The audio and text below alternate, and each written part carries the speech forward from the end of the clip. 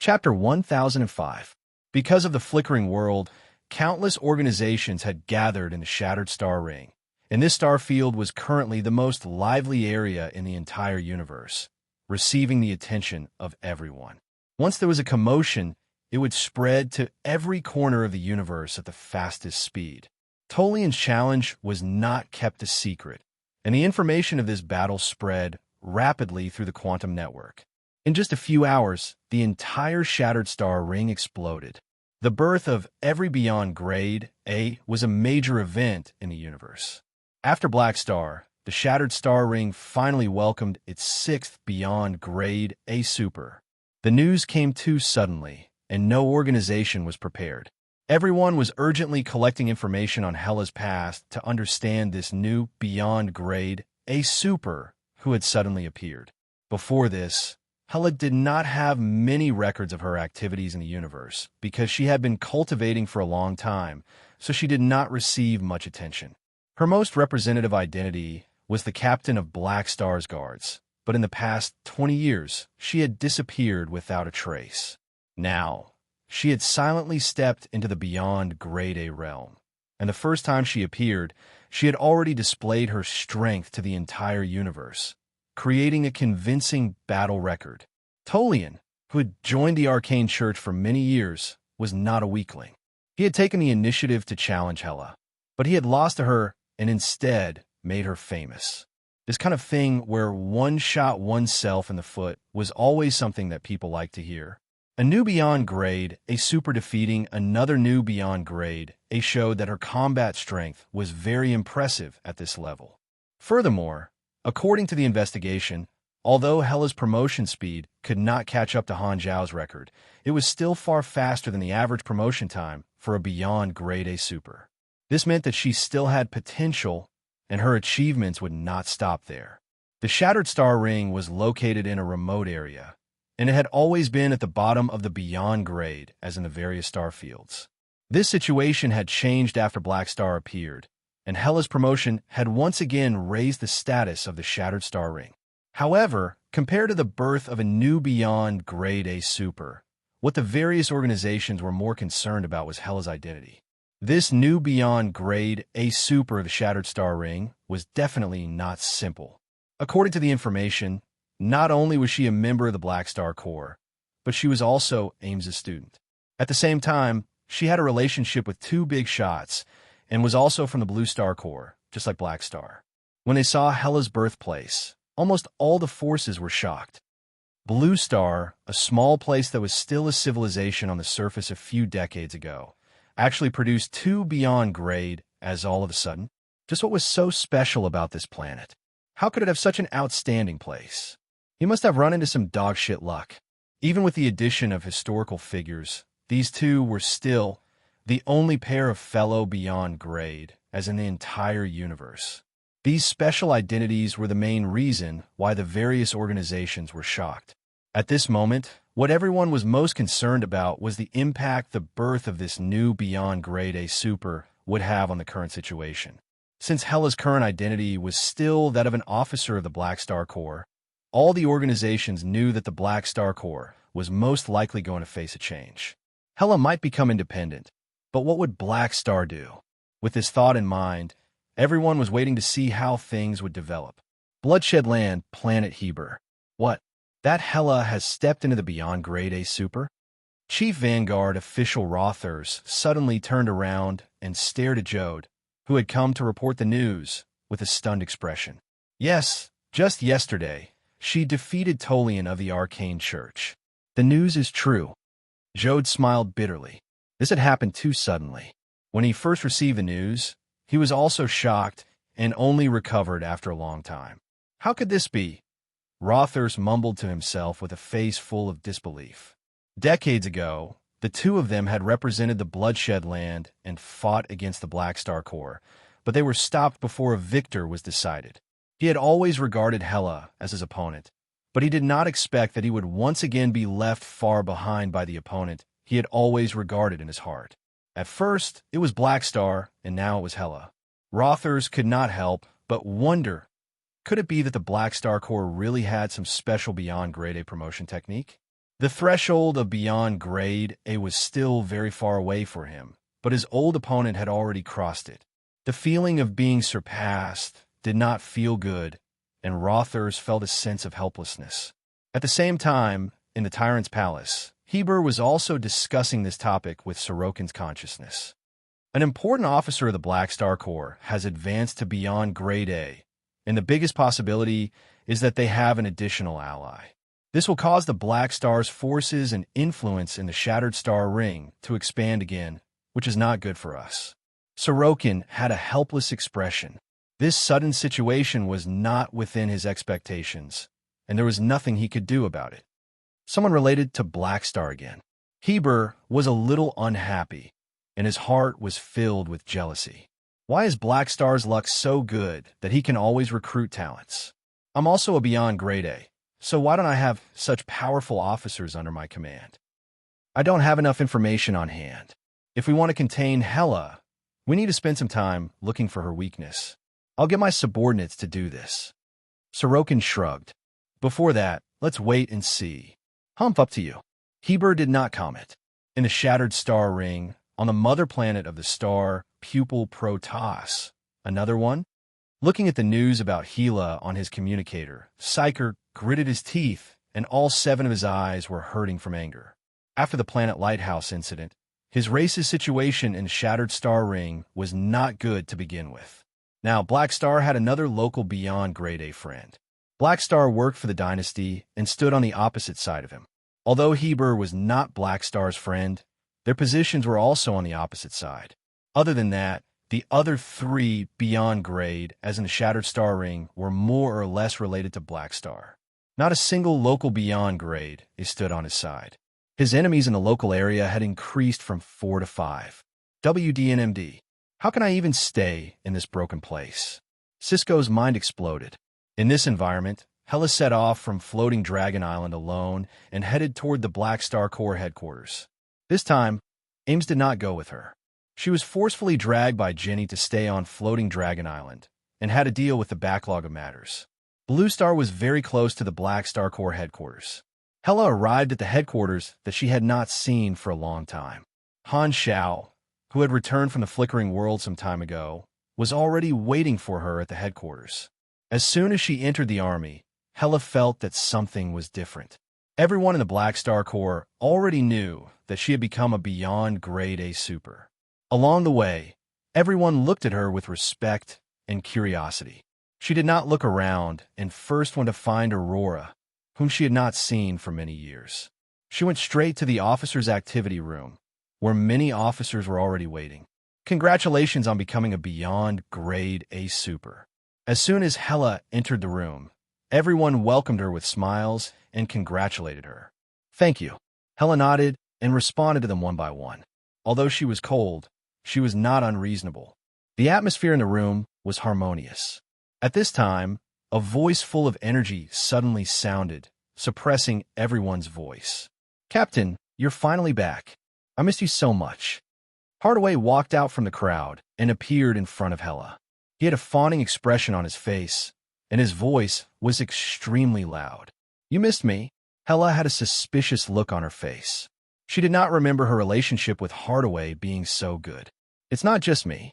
In the past 20 years, all the Black Star Guards have missed you. Without your leadership, we're not used to it. You must be tired after walking for so long. Don't just stand there, sit down and rest. Don't tire yourself out. Hadavi's attitude was unbelievably warm, and he looked just like a dog licking his lips. Everyone was shocked by his performance and looked over. We remember that this was not what you said in the past. The face-changing of the Sichuan opera was too realistic. Fu Ding raised his brows and reminded him playfully, Is that so? Why do I remember you saying that Hela is incompetent and that when she returns, you'll challenge her for the position of captain? Now that she's back, your chance is here. Nonsense. I've never said such a thing, Hardaway said with a righteous expression. Hela, don't listen to these people. They're trying to drive a wedge between us. When I mention you in private, when have I not praised you? Don't believe these people who are jealous of our relationship. When he learned that Hela was a beyond grade A super, he was shocked and wanted to slap himself in the face. He wanted to take back all the words he had said to Hella over the years. She's already a beyond grade A super, and I still want to challenge her position? Do you think I'm stupid? What? You're saying I'm a coward? Bullsh asterisk T. How can smart people be called cowardly? This is called judging the situation. Everyone was shocked. He lied without even blinking. His skin is really thick. Is that so? Why don't I believe it? Hella snorted. Just as they were chatting, Aurora walked into the room and called out in surprise. Sister, you're back. Hella turned to look at Aurora, and her eyes instantly softened. She quickly walked in front of Aurora, sized up her sister whom she had not seen for many years, and asked a series of trivial questions that had accumulated in her heart. How have you been these years? Have you been eating well? Have you been sleeping well? Although she knew that Han Xiao would take care of Aurora, after the germinal organization was destroyed, she had not been separated from Aurora for so long. Every day, she could not help but worry about Aurora. The two sisters chatted for a while before Hella reluctantly separated from Aurora. She knew that Han Xiao was still waiting for her in the office. She walked all the way to the army commander's office. Hella pushed the door open and saw Han Xiao, whom she had not seen in a long time. He was sitting behind the desk, smiling at her. You're here. Han Xiao smiled and nodded. Congratulations on entering the Beyond Grade A Super. I fulfilled my promise and came back after reaching the Beyond Grade A Super. Hella nodded and sat down in front of Han Xiao. I knew you could definitely do it. I never doubted it. Han Xiao sized up Hella. She had become more and more perfect in all aspects. I also knew that you would believe me. The two of them looked at each other and smiled. I'm very happy to listen to your experiences over the years, but we'll talk about this later. Let's talk about business first. Han Xiao tapped his finger on the table, stared into Hella's eyes, and slowly said, You're now a Beyond Grade A Super. Tell me, what are your plans for the future? Do you want to be independent? If I choose to be independent, will you support me? Hella asked. We're friends. I won't force you to work for me. If you choose to be independent, I'll do my best to support you, provide you with all the resources you need, and help you develop your own Beyond Grade A organization. Han Xiao tapped the table and smiled. Hearing this, Hella did not answer immediately. A rare look of hesitation appeared on her face. The room fell into silence. I had some urgent matters today, so I didn't write much. Chapter 1006. As time passed, Hella pondered in silence. Han Xiao, on the other hand, was not in a hurry. With a smile on his face, he waited for her reply. After a long time, Hella slowly exhaled. I choose to be independent. Han Xiao raised his brows. Since that's the case, I'll let Sylvia... Before he finished, Hella added, but not now. Han Xiao's face twitched. Looking at her teasing eyes, he felt helpless and amused. Little guy, you dare tease me? You like to speak halfway. Why don't you go write a book? Hella sighed. It was rare for her to speak from the bottom of her heart. In the past, I lacked a sense of security and always wanted to catch up to you. Thus, my only goal was to become stronger and stronger until I had enough power to protect myself. Now that I've finally become a Beyond Grade A, I can protect myself in most situations. However, I haven't thought about what I should do in the future. I might as well stay in the army for now. If I change my mind in the future, we'll talk about it in the future. On the way back, Hella had already thought about this question. What should she do after obtaining the strength of a Beyond Grade A? She had no clue. In order to increase her strength, she had spent most of her time in battle and did not have the time to appreciate the scenery of the universe. At least for now, Hella did not have the mood or ambition to form her own organization. Furthermore, thinking back to her experiences along the way, Han Xiao had provided her with too much help. Without his recommendation, Ames would not have taken her in as a student. She did not know when she would become a Beyond Grade A Super. She had received so much help from Han Xiao and owed him a huge amount of favors, but her return was extremely meager. She was embarrassed to become independent as soon as she became a Beyond Grade A Super. Her strong personality determined that she was not willing to keep owing favors. Back then, Black Star had established his own faction after becoming a Beyond Grade A, but he had made a huge contribution to Floating Dragon, so he was qualified to do so. Hela felt that her contribution to the army was far less than Han Zhao's contribution to Floating Dragon, so she was too embarrassed to follow Han Zhao's example. Most importantly, Hela knew how to kill and how to fight, but she did not know how to build and manage a force, nor did she want to spend time on it. In this aspect, she had inherited Ames's talent. She would rather use this time to consolidate her power and was not interested in the force at the moment. The way she saw it, with her strength and her close relationship with Han Xiao, she could be considered above everyone else in the Black Star Corps. If she wanted to borrow power, staying in the Black Star Corps would be much better than spending the effort to form a new organization. Furthermore, the Black Star Corps was the leader of the private organizations in the Shattered Star Ring. It was no longer suitable for her to form a new Beyond Grade A organization, as she would not be able to obtain much resources. After hearing Hela's explanation, Han Xiao laughed heartily. All right, then you can stay in the Black Star Corps for now. My promise is still valid. If you want to become independent one day, I'll still provide help. Hela nodded. You're already a Beyond Grade A, so it's no longer suitable for you to be my Black Star Guards. How about this? I'll officially appoint you as the Vice Army Commander of the Black Star Corps. Your position will be only below mine and higher than Lagi. You'll be involved in the highest decision-making of the Army's affairs, and your daily management duties will cover the division's armed forces, resource extraction, mercenary coordination, and so on. You'll be able to command part of the Army's fleets, and, at the same time, you'll be the commander of the Black Star Guards. With just a few words, Han Xiao promoted Hela and gave her a lot of real power. After all, her status was no longer the same. Even if Hela herself did not need the power, he still had to give it to her. On one hand, it was to show that he valued Hela, showing the relationship between Hela and the army. On the other hand, it was to show the outside world that he followed the rules of the industry. Leaving Hela behind, Han Xiaoxin was very happy. He had thought of many possible outcomes, and Hela choosing to stay was the best outcome. This was the first Beyond Grade A officer in the army, and it was a qualitative change. Having one or two Beyond Grade, as in an organization, was a completely different concept. Originally, the army only had one pillar, and that was me. Now that Hela is here, she'll be able to share a lot of the burden for me, and it'll be beneficial for the army to expand its influence. Han Xiao thought. Vice Army Commander, up to you.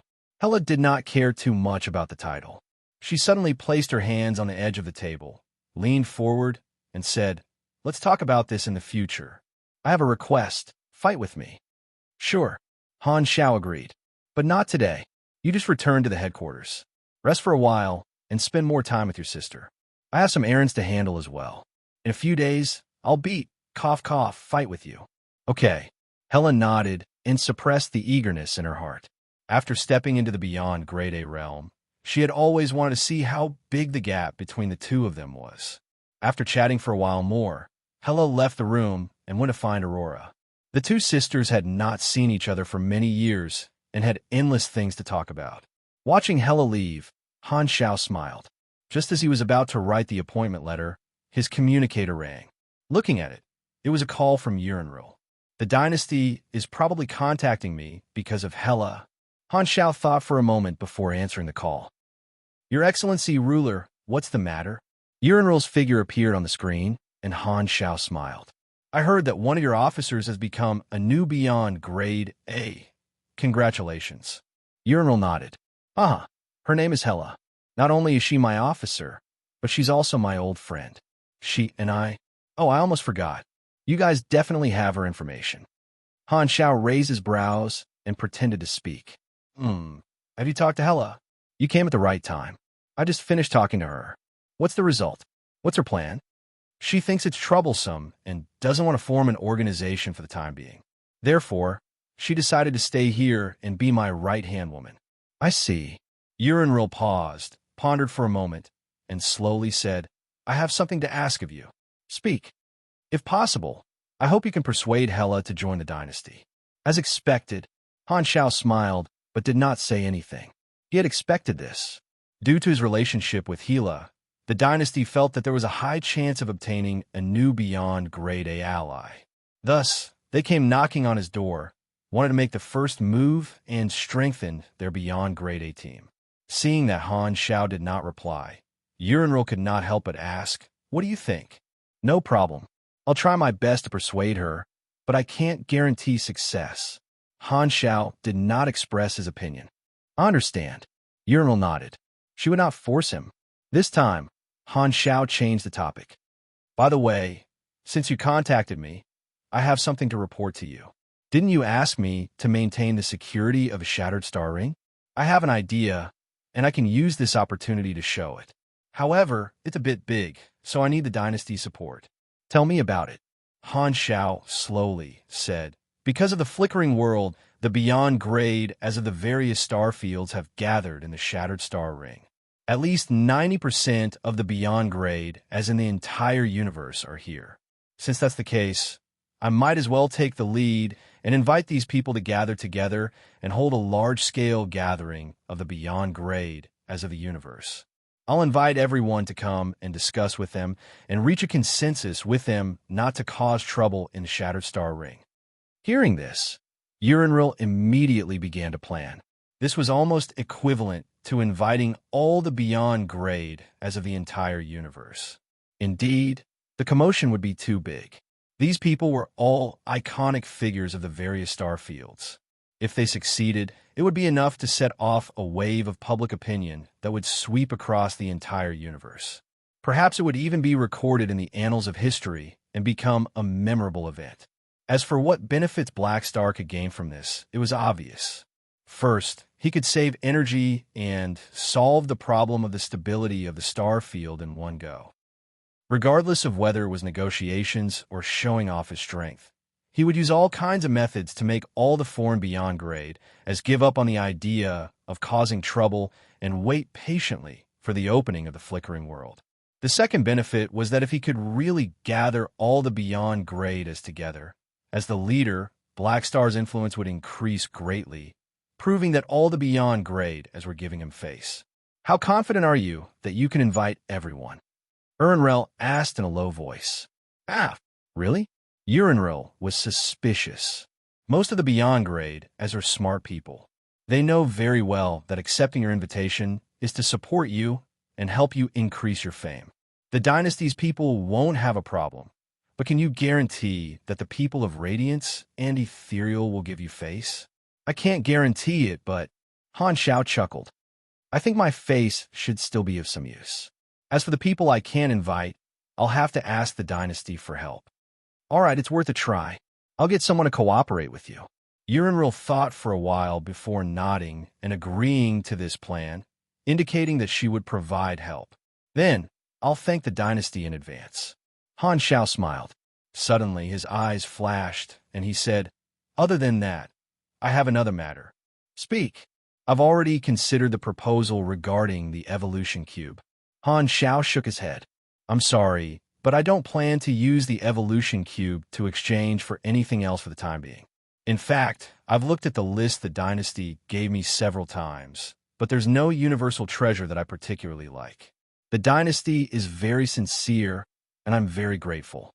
Unfortunately, I'm not lucky, so I can only express my regret." Urinril was silent for a few seconds before slowly saying, "It's all right.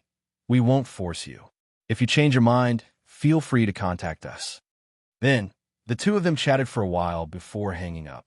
Han Xiao played with the communicator, thinking back to the conversation just now and nodding. After thinking about it for a while, he finally decided to reject the dynasty's proposal and keep the evolution cube. The dynasty wanted to obtain the ownership of the evolution cube and completely control the evolutionary totem business, which was exactly what he wanted to control as well. This was a conflict of interest. Even if the dynasty was unhappy, he had to keep this business in his hands. Counting on others was never as good as counting on himself. He maintained a good relationship with the dynasty not because of personal relations, but because he was useful to the dynasty. This was the foundation of the army. If he rejected the exchange, the dynasty might be unhappy, but there was no possibility of them breaking off their relationship because the dynasty still needed him. Han Shao had first thrown out this plan to gather all the Beyond Grade as before announcing his decision regarding the evolution cube. This was also a small test. He wanted to use this project to test the dynasty's change in attitude. If he wanted to control a portion of the prophets, he had to have the strength to match it.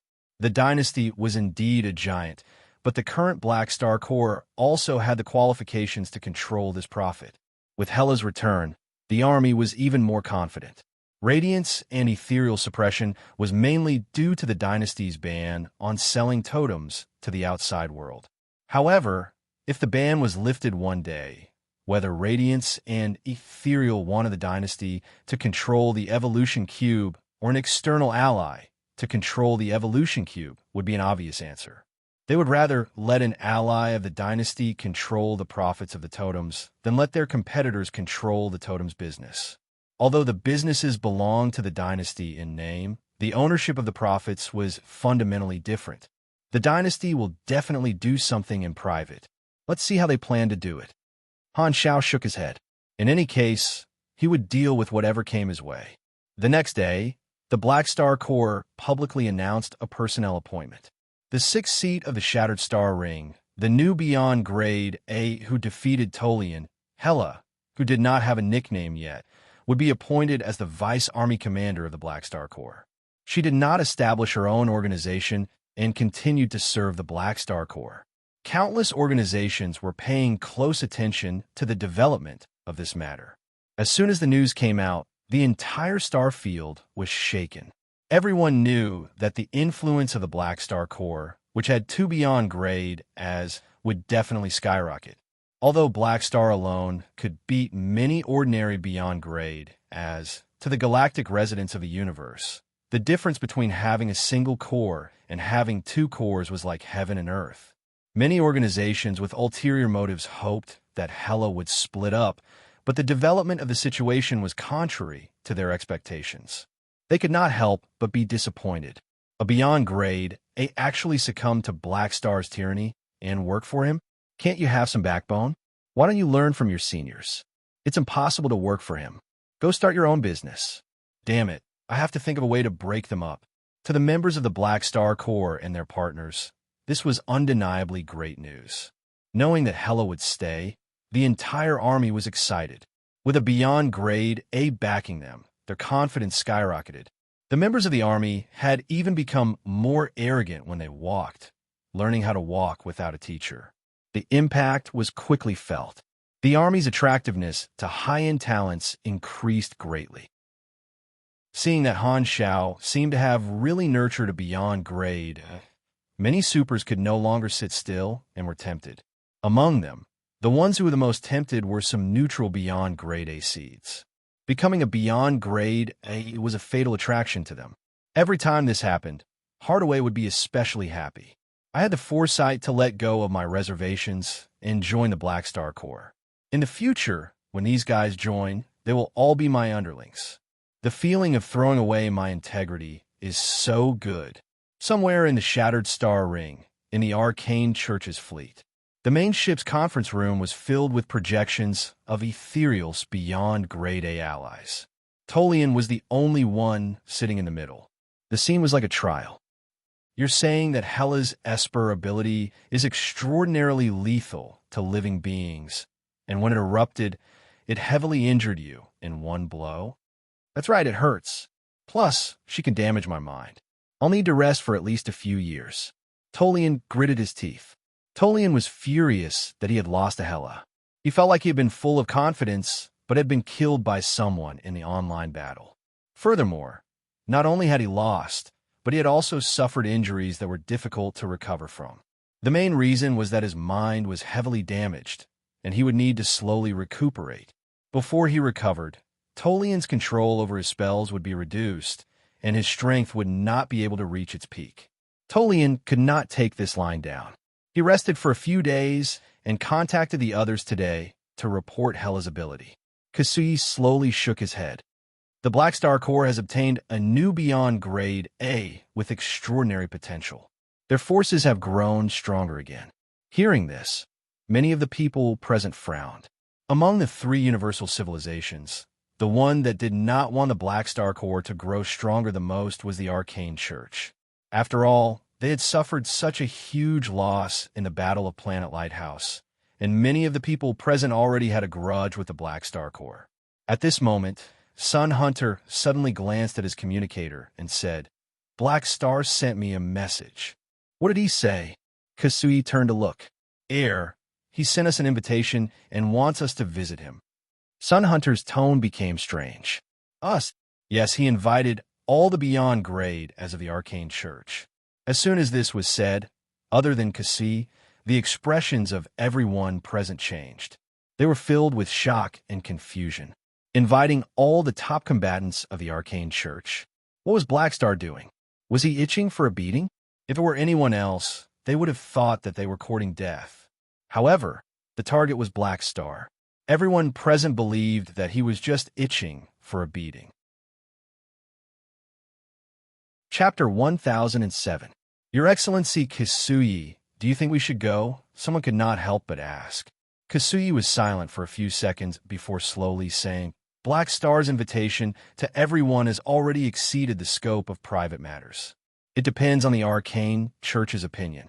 I think we have to accept the invitation." "Why?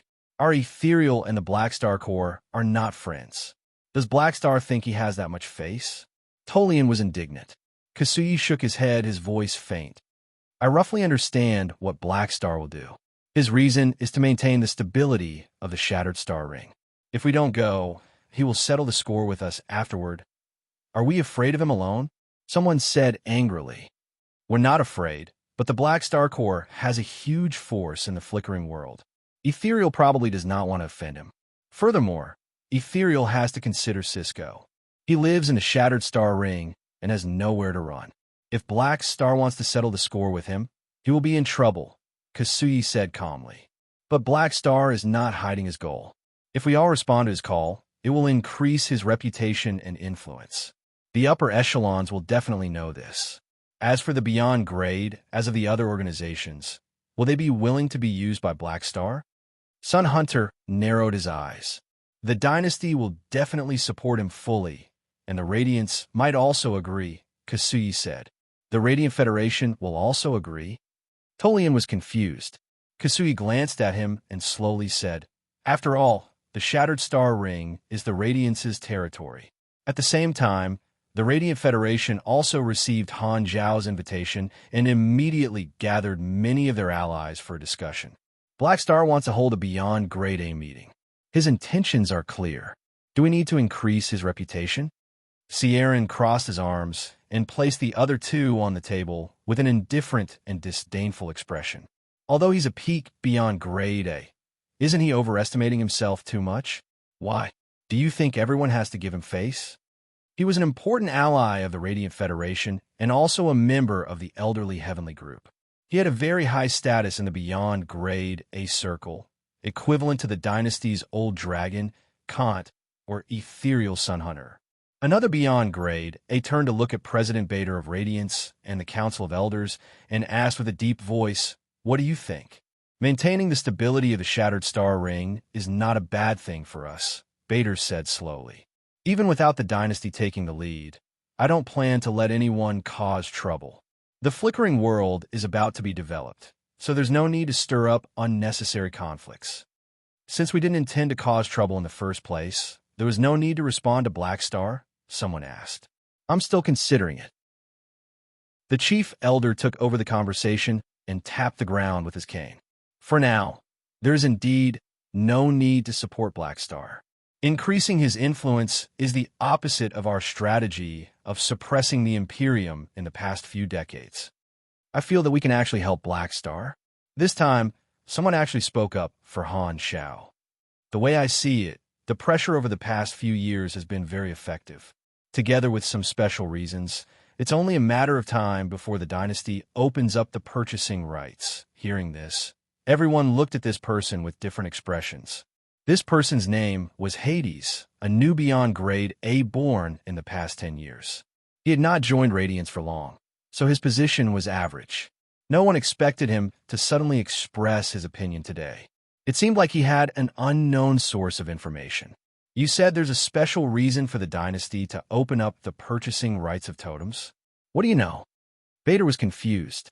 Just some trivial information. Hades was obviously brushing him off and did not want to say it. Seeing this, Vader was a little dissatisfied. Knowing that there would be no results, he simply asked, "Then tell me why you want to help Black Star."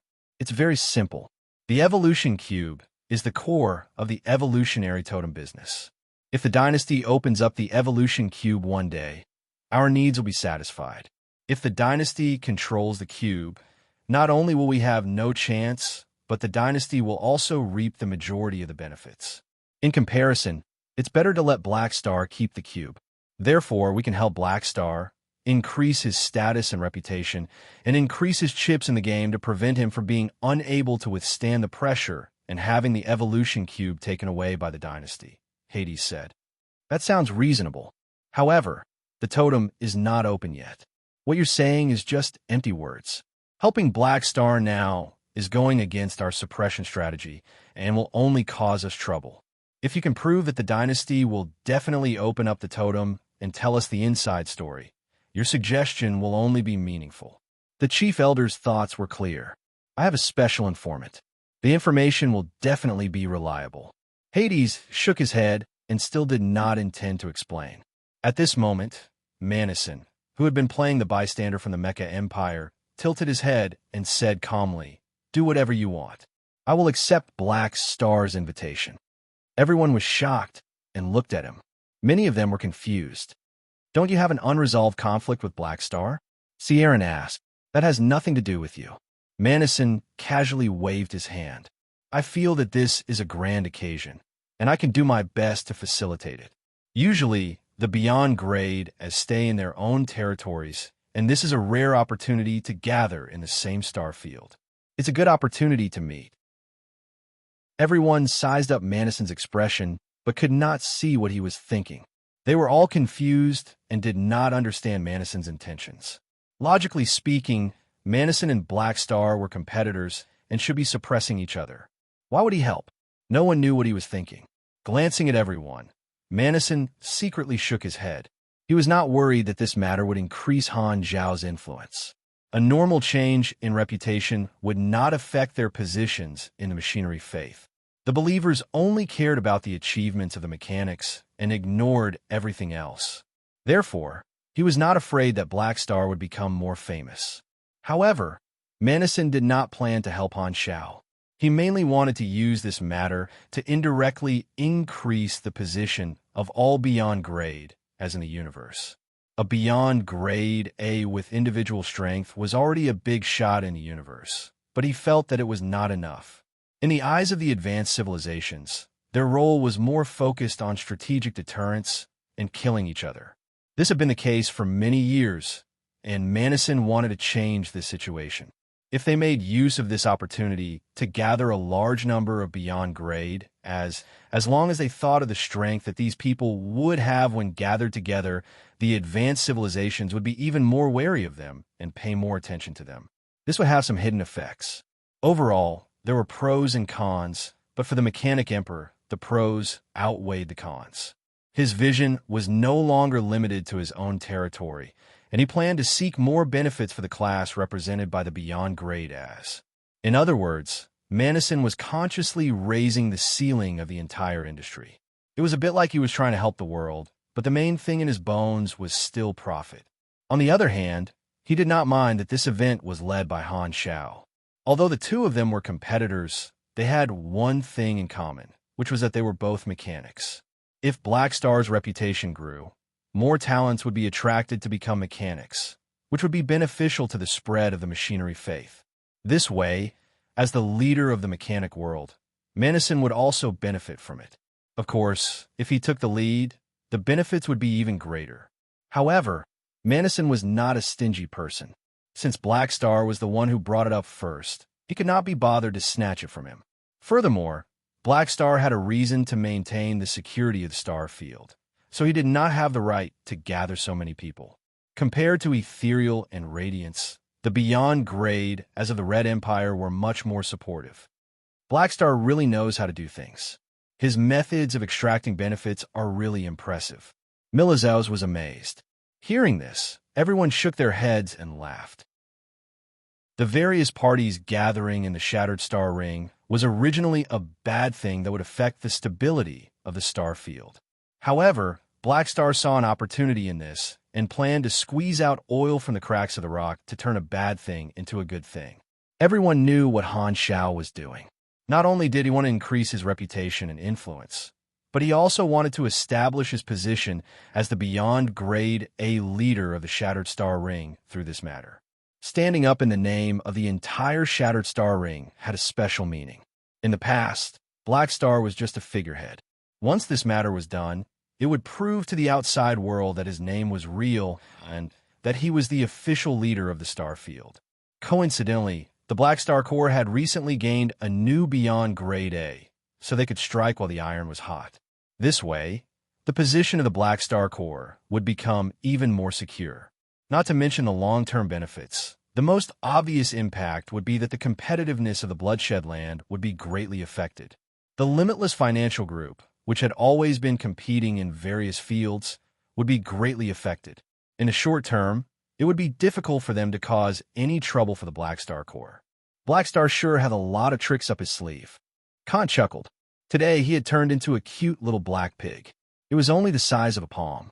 It stood upright with its two hind legs apart. It sat cross-legged like a human. Its two short upper hooves barely made a gesture of crossing its arms. The dynasty is openly showing their support. I wonder what Heber will think. Bayoni chuckled. Claudia calmly said, "It's not that the dynasty doesn't want to take care of him, but he doesn't have the strength." In the Bloodshed Land, Heber and Sorokin's avatars sat opposite each other. The Black Star Corps has gained a new beyond grade. Black Star is indeed making a move. He wants to completely stabilize his position in the Shattered Star Ring. Sigh, this move is fair and square. There's nothing I can do. If he succeeds, we will lose more than half of our achievements over the years. Sorokin shook his head helplessly. He knew that Black Star was not someone who would let go of an opportunity so easily.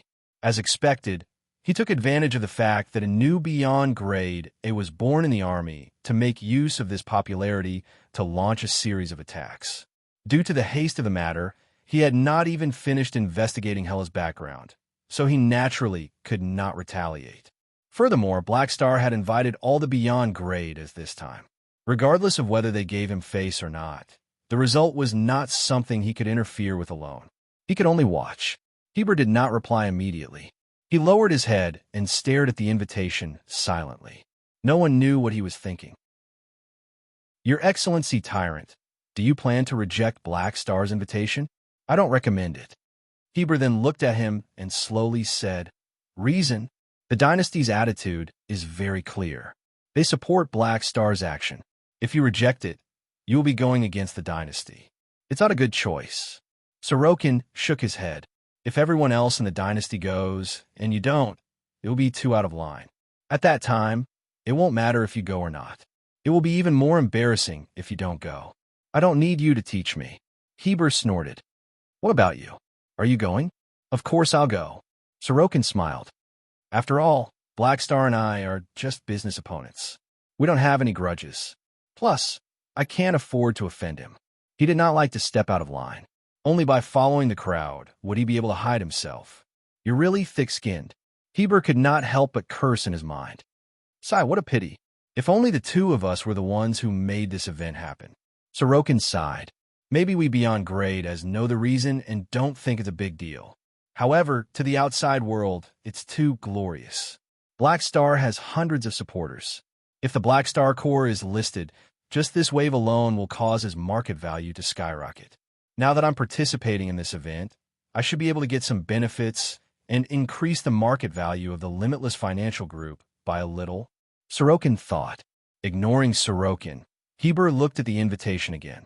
He was unwilling to watch Black Star become the leader of the star field. However, after the previous lesson, he already knew that he was not a match for Han Xiao. There was nothing he could do. Star Pupil Protoss. "He's even inviting me?" Cisco was shocked. Honestly speaking, he did not want to accept Han Xiao's invitation at all. However, the problem was that he did not dare to reject. Black Star was too powerful now. Cisco's race was in the Shattered Star Ring. If he rejected Black Star, he would find an excuse to attack him. What happened then? Even if the two of them had a deep grudge, Cisco had been keeping a low profile all these years and did not take any revenge. At this time, he did not dare offend Han Xiao. I'm too frustrated as a beyond grade A. Move. I have to move. Cisco roared in his mind. This was the second time his mentality exploded this month. Han Xiao did not announce the hero invitations to the outside world, but there were still some rumors. Logically speaking, it was very difficult for news to leak within the beyond grade A circle. However, the situation was just that strange. Many galactic media outlets in the Shattered Star Ring received the news from somewhere and excitedly sent people to the Black Star Core to ask around, wanting to follow the news and create a big piece of news. The most direct manifestation of this was that the Black Star Core headquarters recently had a new, beautiful scene, which was a group of paparazzi with amazing perseverance, chasing after the army members and asking them all sorts of questions. Han Xiao did not stop them. The situation was obvious. The dynasty was definitely the one who secretly leaked the news. Since they were going to hold a grand event, it was inevitable to create hype and maximize the impact. He originally wanted to do it himself, but the dynasty snatched the job away from him, saving him a lot of trouble. There was still some time before the date of the meeting, and most of the beyond grade as had yet to arrive. Han Xiao let Sylvia prepare for this matter while he paid attention to the reactions of the various beyond grade as. He originally prepared some methods to persuade some of the beyond grade as, but to his surprise, the progress seemed to be smoother than expected. Most people were convinced by him, and there seemed to be no need for him to use any methods at all. So, unknowingly, my face has become so big. Han Xiao sighed to himself and felt very happy. After spending decades in the universe, I've finally developed the face fruit to the stage of awakening. Since things are going smoothly, he was relieved. Other than the benefits that everyone knew about, he also had a goal that no one else knew about. Legendary points. The source of legendary points was very complicated. One of the ways was to do all sorts of important things and gather more than half of the beyond grade, as in the universe, for a tea party. Han Xiao estimated that there was an 80% chance that he would obtain universal legendary points. He might even obtain political assets. Furthermore, he could use this opportunity to check out all the details of these beyond grade as and memorize their attributes. Just as he was thinking of a plan, the door suddenly opened and Hila walked in. She went straight to the point and did not beat around the bush. She did not beat around the bush and said, "It's been 5 days. I've rested enough. Let's do it." It had been 5 days since Hela returned. She had been looking forward to a spar, and today she finally came looking for him again. "Okay, let's have a spar, but not in the headquarters. We'll have to repair the equipment if it's broken. Let's have a field battle in the universe." Hearing this, Han Xiao stood up. He had already promised Hela long ago, so he had no reason to reject her today. Chapter 1008. Hela was the new deputy army commander and a newly born beyond grade A super. She had received a lot of attention recently, and it was time for her to shine. The more famous she was, the more benefits she would bring to the army. At this juncture, Han Xiao would not damage her reputation. Therefore, the sparring between the two of them was purely private. Han Xiao did not need to defeat Hela to gain reputation. He did not need to be in the limelight. Quietly leaving the Black Star Core headquarters, the two of them found a desolate planet. Han Xiao used an anti-detection device to isolate the outside world from energy detection, forming a secret battlefield. "Let's do it here." The two of them landed on the gray ground. Han Xiao raised his hand and opened the secondary dimensional army box. Groups of mechanical soldiers came out in formation, and the black mass of machines spread out like a tide. With his main body here, he could mobilize all his troops. The scale was extremely large. Even though Han Xiao did not summon all his troops, they quickly filled the sky and the ground. Psionic Prime and a portion of the Apostle weapons lined up. They had returned from the flickering world and were accompanying Han Xiao, acting as the top combatants of the Mech Legion. Han Shao summoned a lord's avatar and sent his consciousness into it. He then had his main body leave the battlefield. Sparring was sparring, but he did not plan to shorten his lifespan. Sending his main body here was to express his attitude, but sending his avatar here was to be cautious. Seeing this, Gila narrowed her eyes and did not say anything, silently agreeing. Although she hoped that Black Star would go all out, she knew that her ability was a little strange and did not want to cause any hidden damage to Han Shao. Furthermore, even Black Star's avatar was difficult to deal with. There was also a bunch of apostle weapons beside him. After stepping into the beyond Grade A realm, Hela was in high spirits. However, she also knew that the possibility of defeating Han Shao was extremely low. She wanted to see how big the gap was between her and Han Shao. Gila exhaled, and her eyes suddenly lit up with a red light. Waves of red death energy surged out of her body and rushed into the sky, reflecting a red glow. The red energy boiled and rolled like a roaring sea. It was still expanding, and its momentum was on par with the overwhelming Mech Legion. "Are you done?" "I'm going." Hela entered battle mode, her expression becoming calm and indifferent. Han Shao closed the secondary dimensional army box, controlled his doppelganger to stretch its neck, and released mechanical force to strengthen the entire army. He then looked down at the ground beneath his feet and shook his head helplessly. A good planet is going to suffer again. As soon as he finished speaking, Hela didn't say anything and pushed both of her hands forward, brazenly launching an attack. Rumble. The death energy gathered in midair slammed down like an avalanche, enveloping all the mechanical troops in front of them within its attack range. The outer armor of every mechanical soldier reflected the blood-red tide. Psionic Prime raised his head to take a look, raised the Psionic Prime spear in his hand, and lightly tapped it on the ground. "Ha!" With him as the center, a light blue psionic barrier suddenly popped out and rapidly expanded, directly enveloping the entire Mech Legion. The tsunami-like death energy smashed onto the psionic barrier, creating an earth-shattering sound. With a flash of light, an energy shockwave mixed with red and blue swept out. Rumble. The ground cracked inch by inch, and dust sprayed out like fountains. Rifts appeared, cliffs sank, and ridges protruded. The terrain within a few hundred kilometers changed drastically. Hela's expression changed. Psionic Prime was actually able to fight her head-on, which was out of her expectations. The way she saw it, Han Shao would most likely use the army strategy to win with numbers. She did not expect Han Zhao's apostle weapons to have already been strengthened to such an extent. Hela's eyes narrowed. She leaped into the air, raised her hand, and pressed down. The power of the death energy that was corroding and attacking the psionic barrier increased again, and large cracks instantly appeared on the psionic barrier that was already in a stalemate. Suddenly, with a loud bang, the barrier shattered into dust. After all, Hela was not like Kohler and Baoni. Compared to her, there was still a gap between the apostle weapons. The Mech Legion suddenly spread out, and each of them popped out their psionic shields.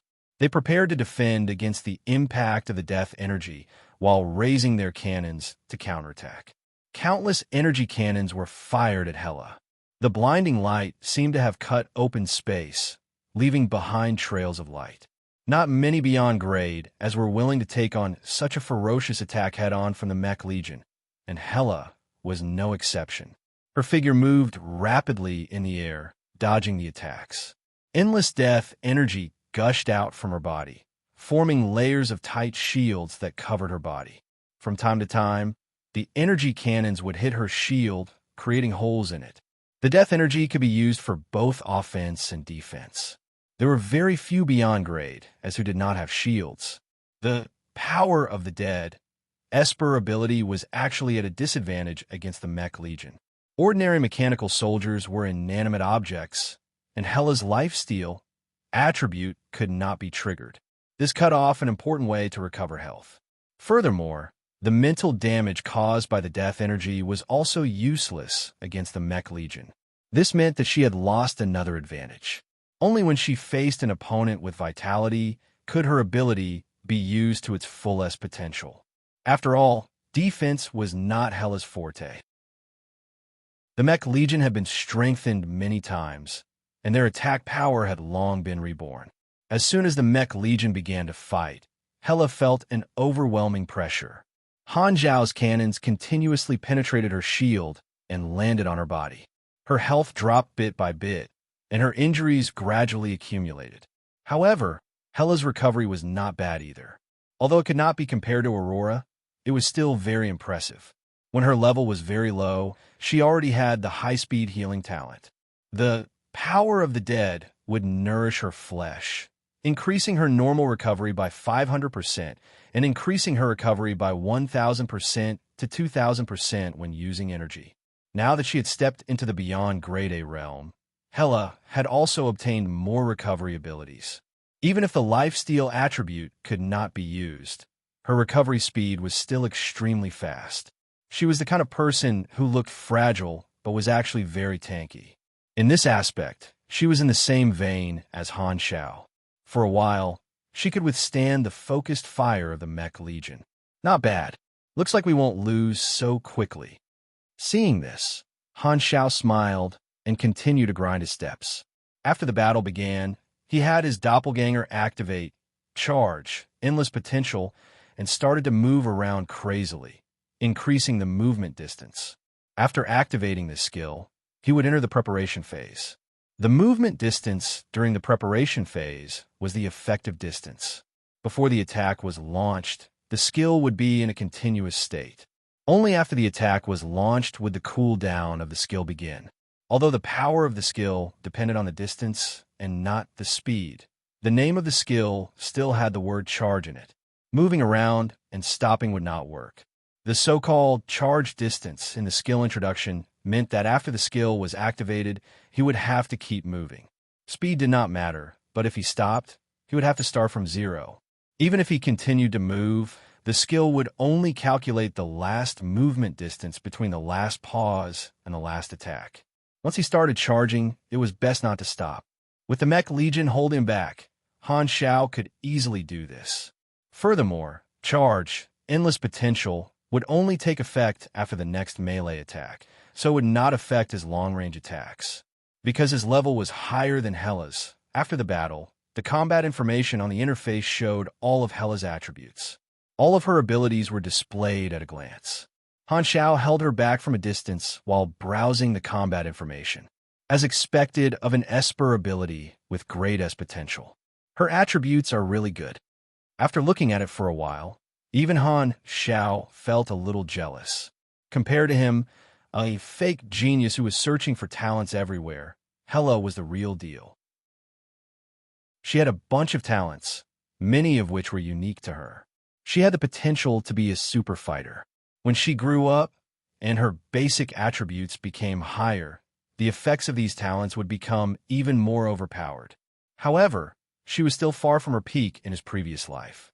Even if she had become a Beyond Grade A super, she was still too young in Han Zhao's eyes. Hela's Beyond Grade A talents were not out of Han Zhao's expectations. One of them was Supreme Power, which greatly increased the strength of her Esper ability. The other was Cell Reactor, which greatly increased her energy and endurance. Although he had to go easy on Hela to maintain her confidence, Han Zhao did not plan to go easy on her too much. He did not want to fight a protracted battle. Although the focus fire of the army was huge, Hela was not afraid for a while. What really put her in danger was the group of apostle weapons led by Psionic Prime. Each of the apostle weapons could fight on their own and were much stronger than when they were fighting Ames. Now that they were attacking Hela together, she was immediately forced into a corner. Boom! Boom! The heaven-subduing banner charged all the way. Occasionally, some death energy that slipped through the net would shoot at him, but he would constantly switch weapons and shatter them, unable to stop him at all. He was equipped with countless high-tech melee weapons. He was a weapons master and was the chief instructor of the mechanical civilization's combat skills. After successfully getting close to Han Zhao, the heaven-suppressing flag immediately jumped and flipped around. The electromagnetic blade, high-frequency chain blade, cutting axe, and other weapons were switched around smoothly, unleashing a series of mechanical pugilist combos. The mechanical body was extremely agile, and it was as beautiful as a war dance. Hela had no choice but to condense the death energy on her body, turning her body into a weapon to deal with the attacks of the heaven-subduing banner.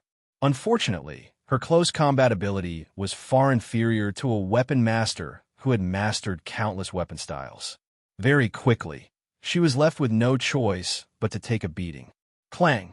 The vibrating axe made of alloy was blocked by Hela's hand, leaving behind a shallow trace of blood. She then raised her leg high and stomped on the axe. Following that, her jade-like palm struck out through the air, and a beam of highly concentrated death energy shot out from her palm, blowing away the heaven-subduing flag that was close to her. Before she could catch her breath, the space behind her rippled, and Mad Sky Hunter appeared. He opened his mouth full of sharp metal teeth and bit toward Hela's neck. "Piss off." Hela reacted quickly. She lowered her head, raised her hand, and elbowed. The tip of her elbow hit Mad Sky Hunter's chin. Death energy exploded, creating a shockwave that blew this mechanical beast away. At this time, a purple figure arrived from above. It was wrapped in a twisted force field and dragged a lightning-like energy trail behind it. It knocked Hela away and smashed her into the ground. This was a purple, muscular mechanical soldier with nanobiochemical tendons all over its body. It was Purple Sky Spirit, who had entered an overclocked and berserk state. Its combat ability was extremely high. Hela spun like a top. While stabilizing her body, she shot out death energy to force the apostle weapon back. She wanted to buy some time to catch her breath. However, at this time, a cold light suddenly pierced through the red curtain and lit up in front of Hela's eyes. Swoosh! Hela hurriedly turned her head. This cold light brushed past her face, leaving behind a shallow wound. This cold light came from the tip of a spear. It shot out a dark blue, highly condensed psionic blade. The one holding the spear was Psionic Prime. Among the apostle weapons, Psionic Prime was the strongest. It was not easy for Hela to deal with him. Coupled with the interference of the other apostle weapons, she became more and more passive. The intense battle between the two lasted for a long time. The surface of the planet was beaten beyond recognition, like an egg with a cracked shell. Lava flowed in the cracks on the ground and spurted out from time to time. Countless regions of the planet's crust moved, and powerful earthquakes occurred. Ooh! Blood dripped down from the sky. Hela was covered in blood, and her face was filled with fatigue. Her specially made battle suit was filled with holes, revealing large areas of her white skin. Her shoulders, abdomen, and thighs were pierced with melee weapons. Just looking at her appearance, one could tell how intense the battle was. Too strong. Han Xiao clicked his tongue. Hela was used to fighting with her full strength. Even when sparring with Han Xiao, she fought with her life on the line without any regard for her own safety. Han Xiao went easy on Hela and made the mechanical army hold back a little, giving her a chance to fight with her full strength. Only by maintaining an overwhelming advantage and letting her fight to her heart's content would he be able to convince Hela. This time, Hela pulled out the weapons pierced into her body. Her bloody wounds slowly healed. She looked around at the apostle weapons, took a deep breath, and snapped her fingers. After fighting for a long time, all the apostle weapons, including Psionic Prime, had 15 stacks of death corrosion on them and detonated at the same time. Rumble. All the apostle weapons exploded with red light. They were all heavily injured. The core of death's corrosion was highly corrosive death energy. Detonating this energy had nothing to do with vitality. Therefore, unlike the lifesteal attribute, this ability could be used on any target, including machines. The instant death of a mechanical life was equivalent to the extinguishing of the tinder, so the death energy corrosion had a chance to do the same. However, Hela would not lose her rationality in battle and would not attack Han Zhao's important combatants. Therefore, it did not trigger the instant death judgment and only triggered the basic effect, which vaporized a large amount of the health of these apostle weapons. Under heavy injuries, psionic prime and the other apostle weapons revealed openings. Hela took the opportunity to escape the encirclement and charged toward the Lord's avatar. Like a red meteor, she knocked away all the mechanical soldiers along the way. That's the last attack, right? Han Zhao's eyes sparkled. He saw the battle information. Hela was already at the end of her rope, and her health was almost depleted. Knowing that Hela could weaken his recovery ability, Han Zhao did not let his avatar take the brunt of the attack. Just the apostle weapons and mech legion alone were enough to heavily injure Hela. However, he did not continue to roam around. Instead, he controlled his avatar to turn around and charge toward Hela. Above the devastated land, two meteors, one black and one red, collided with each other with a loud bang. Han Zhao did not hold back. The power of charge, endless potential, was all infused into his fist, and he punched Hela's chest. Bang! It was like an earth-shattering explosion. A powerful shockwave exploded and blew away all the dust in the surroundings. A huge hole appeared in Hela's chest, penetrating from the front to the back. All of her organs were smashed into pieces, and all of her blood and flesh splattered out. Hela's eyes lost their luster, and she fell to the ground, creating a huge crater. The target has lost all signs of life. Psioniprime took a look and was shocked. Lord, you killed her? Didn't we say it was just a spar? Han Zhao glanced at him and deactivated Lord's Descent. His main body slowly landed beside Hela. Did we go overboard? Many apostle weapons followed. They looked at each other and lowered their heads.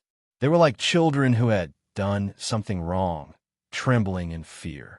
Han Zhao did not say anything. At this time, gray energy suddenly gathered from all directions and merged into Hela's corpse. Her eyes suddenly returned to normal, and the dark red light turned gray. The next moment, her broken body recovered at a speed visible to the naked eye. Her flesh grew, her organs regrew, and her wounds healed quickly. Hela's pale face slowly turned red. She sat up and took a few deep breaths. The luster in her eyes suddenly disappeared, and she started coughing violently. Cough, cough, cough. Han Zhao had expected this. He smiled and patted her back gently. Does it hurt? Take a deep breath and calm down.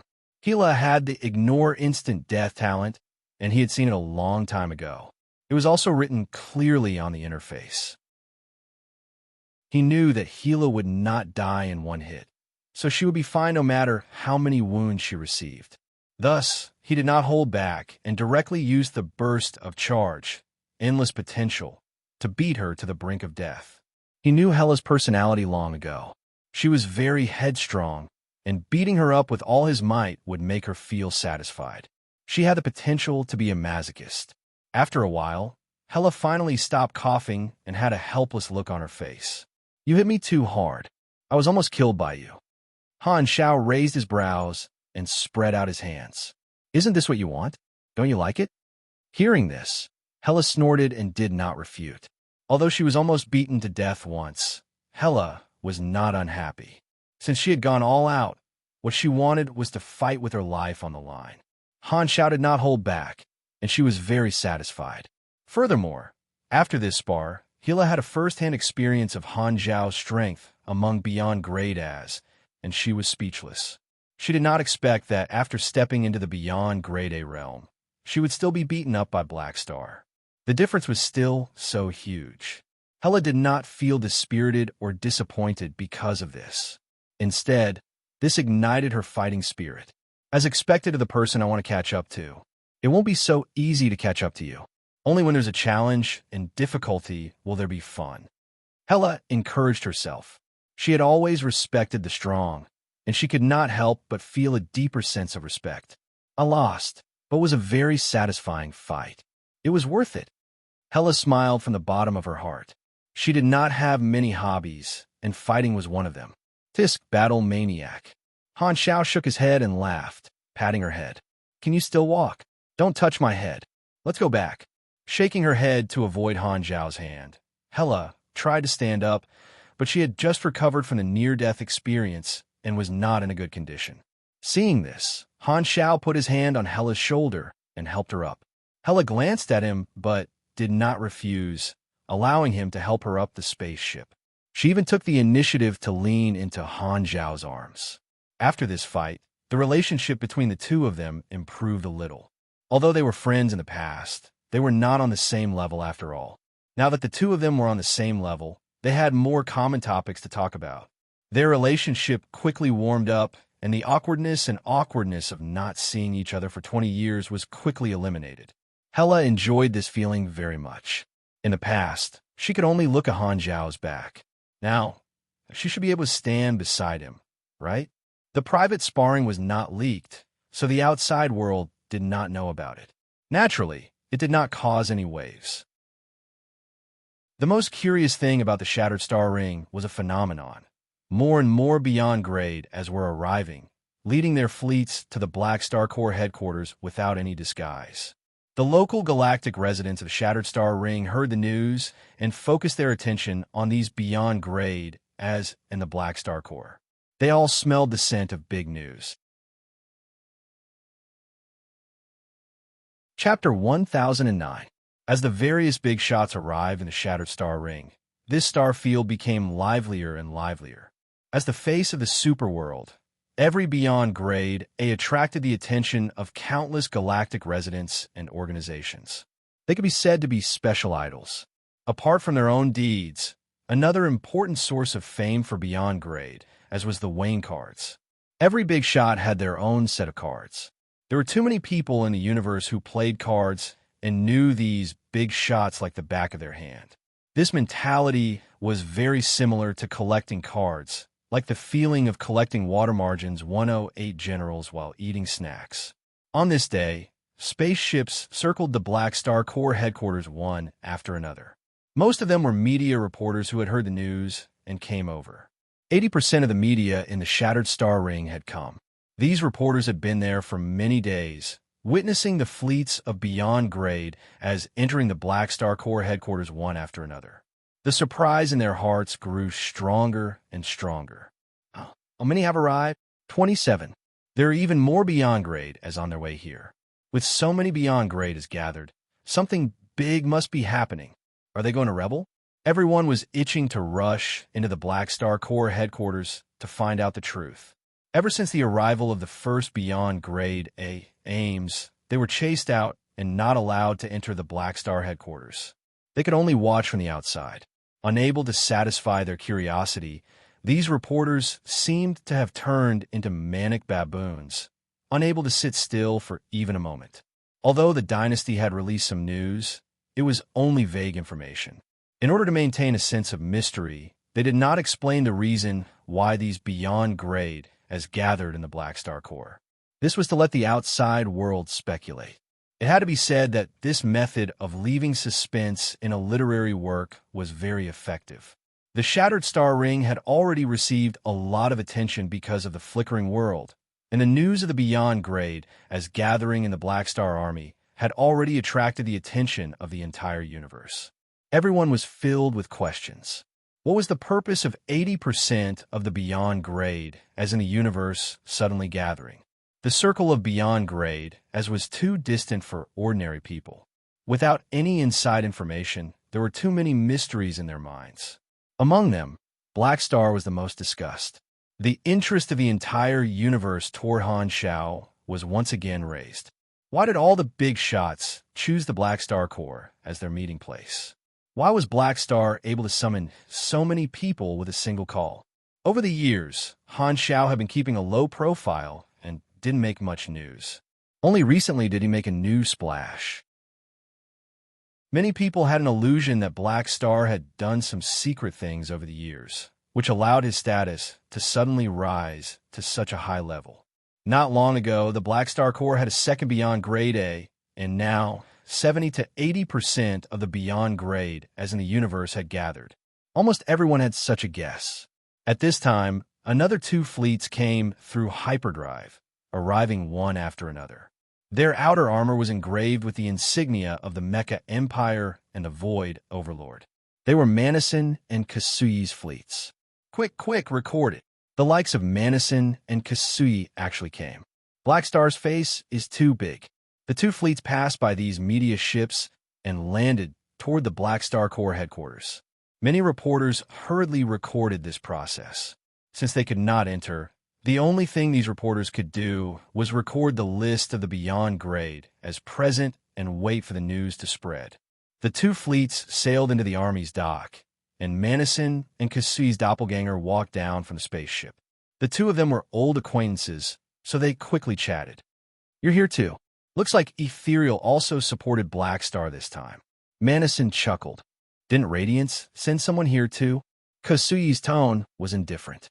His voice seemed to come from the void, very ethereal. "Radiance is Radiance, and I'm me. My goal this time is different." Manison's tone was indifferent, drawing the line so clearly, "You're not afraid that Radiance will be unhappy." Kasui shook his head. "Then what's your goal? Do you still remember the last time so many Beyond Grade is gathered?" "I forgot. I'm guessing the three universal civilizations have almost forgotten, so I'll help them remember." Manison's tone was casual. Kasui paused and did not comment. "This might not be a good thing for us. The more we value it, the more we fear it. It might be another tragedy of the pinnacles. Good and bad always coexist. Although we Beyond Grade as belong to different organizations, we're all in the same class and have always been in a state of disunity. Now that we're acting together, we've attracted the attention of the entire universe. I believe the other Beyond Grade as can see how powerful we are when we work together. If we can make use of this power, we can ask for more things," Manison said slowly. "You haven't changed. You're still saying the same thing." Kasui's tone was emotionless. "The Ancient Ones, the mechanical race, the limitless financial group. You have a lot of resources in your hands, but unfortunately, at your level, you can't do it alone. You have to make use of everyone. Tell me, what are you going to do this time? We're just making use of each other. I'm not the only one benefiting. Every Beyond Grade A will benefit. Isn't that good?" Manison smiled. "Anyway, you know me. Unless you have a way to help me complete the final God's trait transformation, don't come to me for this kind of thing again." Kasui waved his hand. Manison did not mind and changed the topic. "Then let's not talk about this for now. The void specialties you gave me last time are pretty good. Give me some more." "Sure, return the 10,000 deity scepter first." "Are you dreaming?" The two of them casually bickered. This time, more than 10 Beyond Grade, as who were waiting at the dock, walked over. They were basically the Beyond Grade as of Radiance and Ethereal. These people had arrived earlier. Because not everyone had arrived, they could only temporarily stay in the Army headquarters and wait. They had already stayed there for some time. Today, their leaders had arrived, so they came to pick them up. There was only one exception, which was Sorokin. He stood alone outside the crowd with a smile on his face. "Why did you come to pick us up?" Manison glanced at him. "Although this is Black Star's territory, the two of you are important shareholders of the financial group. Welcoming you is what I should do," Sorokin said sincerely. To the others, this tone sounded like a bootlicker, which was very much in line with their long-time impression of Sorokin. At this time, Han Xiao walked over and attracted everyone's attention. He smiled and said, "Welcome to the Black Star Corps. Follow me. The rooms have been arranged." Black Star. The dozen or so Beyond Grades turned around and greeted him. Their gazes were filled with complicated emotions. Some of them had only heard of Black Star's name in the past, but had never actually met him. During this period of time in the Black Star Corps, they had already gotten to know Han Xiao. In reality, most of the Beyond Grade as present did not want to come. They only came because of the orders of the upper echelons of Radiance and Ethereal. However, no matter how unwilling they were, since they were in someone else's territory, they did not dare be arrogant. Otherwise, they would completely offend Han Xiao. Angering a peak Beyond Grade who was very good at fighting was naturally unwise. Manison nodded at Han Xiao. "We meet again. If I remember correctly, this should be the second time I've come to your territory." "It's the third time." Han Xiao raised his brows. "You forgot about the fight." "All right." Manison shook his head and laughed, not minding it at all.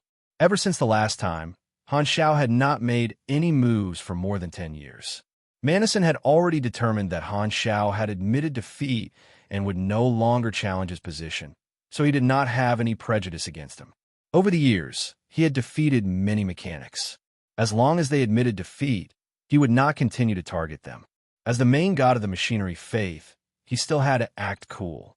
This is Void Overlord Kasui. If I'm not mistaken, this should be the first time you've met. Madison turned around and introduced Kasui. It's indeed the first time we've met, but I've heard a lot about you. Han Xiao smiled and took the initiative to extend his hand. It's an honor to meet Your Excellency Kasui. Kasui shook Han Xiao's hand and said, I've often heard of Black Star's name. You're also a legendary figure, so it's my honor to meet you. I heard that you also have the Void bloodline. I think we'll have a lot of common topics to talk about. After complimenting each other for a while, Han Xiao led everyone back to their rooms. After the people from Radiance and Ethereal settled down, only Sorokin was left. Your Excellency Black Star, your face really amazes me. So many big shots have come to support you. Sorokin seemed to be sincerely praising him, but in Han Xiao's ears, it sounded fake. Han Xiao curled his lips. I thought you wouldn't come. How is that possible? I'm also doing business in the Shattered Star Ring. You're the leader of this star field, so how could I not give you face? I know you have some misunderstandings about me, and we have some competition in business, but I'm full of respect for you. Sorokin forced a smile. We might have a chance to work together in the future. Han Xiao knew that this guy's shamelessness was on par with his and was already used to it. He clicked his tongue and said, Heber didn't come with you? He said he'll come on the last day. He's clearly very close to you and is fighting with you like a child. Sorokin immediately sold out Heber. Humph, got it. Han Xiao waved his hand, leaving the boy with a fake smile, Sorokin behind. He then turned around and left, thinking to himself, other than the allies of the three universal civilizations who had received orders to come over, the others all had their own thoughts. For example, Sorokin probably wanted to follow the crowd and disguise himself, while taking the opportunity to interact with these beyond great as. As for that old guy from the Mecha Empire, he seemed to have other plans as well. The beyond grade, as who came to the Black Star Corps, could be divided into three types. The first were the dynasty's allies, Ames, Austin, and the others. The second were the allies of the other two universal civilizations who had received orders to come over, and the third were the neutral beyond grade, as of the other factions. Most of these people came to make friends. However, these people's intentions did not have much of an impact on this event, so Han Xiao did not mind. The way Han Xiao saw it, the focus of this Beyond Grade A association was the waiting period before the official meeting. These Beyond Grade, as would have to wait in their own territories for more than 10 days. This would create a platform for communication, making it convenient for these Beyond Grade as who would not normally meet each other to interact. Usually, due to the restrictions of regions and factions, there would not be such a public occasion for so many big shots to gather together. This way, everyone could work together, and it would also be convenient for him to test so many Beyond Grade as whom he would meet for the first time. Not only him, everyone's social circle would be expanded a lot, which would be beneficial for strengthening the connections of the entire Beyond Grade A circle. Han Xiao not only wanted to increase his reputation and maintain the security of the star field, but he also wanted to allow the other Beyond Grade as to interact with each other, providing an opportunity to help these people build a good relationship with each other. Although there might be conflicts and grudges between the Beyond Grade, as if the World Tree War broke out, everyone would be comrades who would fight side by side. He wanted to do something good in advance. Furthermore, if the Beyond Grade has remained in a state of disunity, it would also lead to some serious consequences. The calamity of the supers has a fuse, and it's also an irresistible trend. I hope my meeting can cause some changes. Han Xiao thought. Your Excellency President, nearly 30 Beyond Grade as have already settled down in the Black Star Corps headquarters. The final number is estimated to be between 70 to 80. On the mother planet of the Radiant Federation, Bader listened to the Chief Elder's report with a frown. Considering many factors, he had chosen to let his allies support him. However, he suddenly realized that with so many Beyond Grade as gathered together, This force was too terrifying. Just meeting them would cause the entire universe to tremble, triggering a storm of public opinion. The influence was truly frightening, a little beyond his expectations. There are too many beyond grade as, that's right, in a few days, the Black Star Corps headquarters might become the most dangerous place in the entire universe. The Chief Elder's expression did not look too good. You misunderstood. Bader raised his head and glanced at him.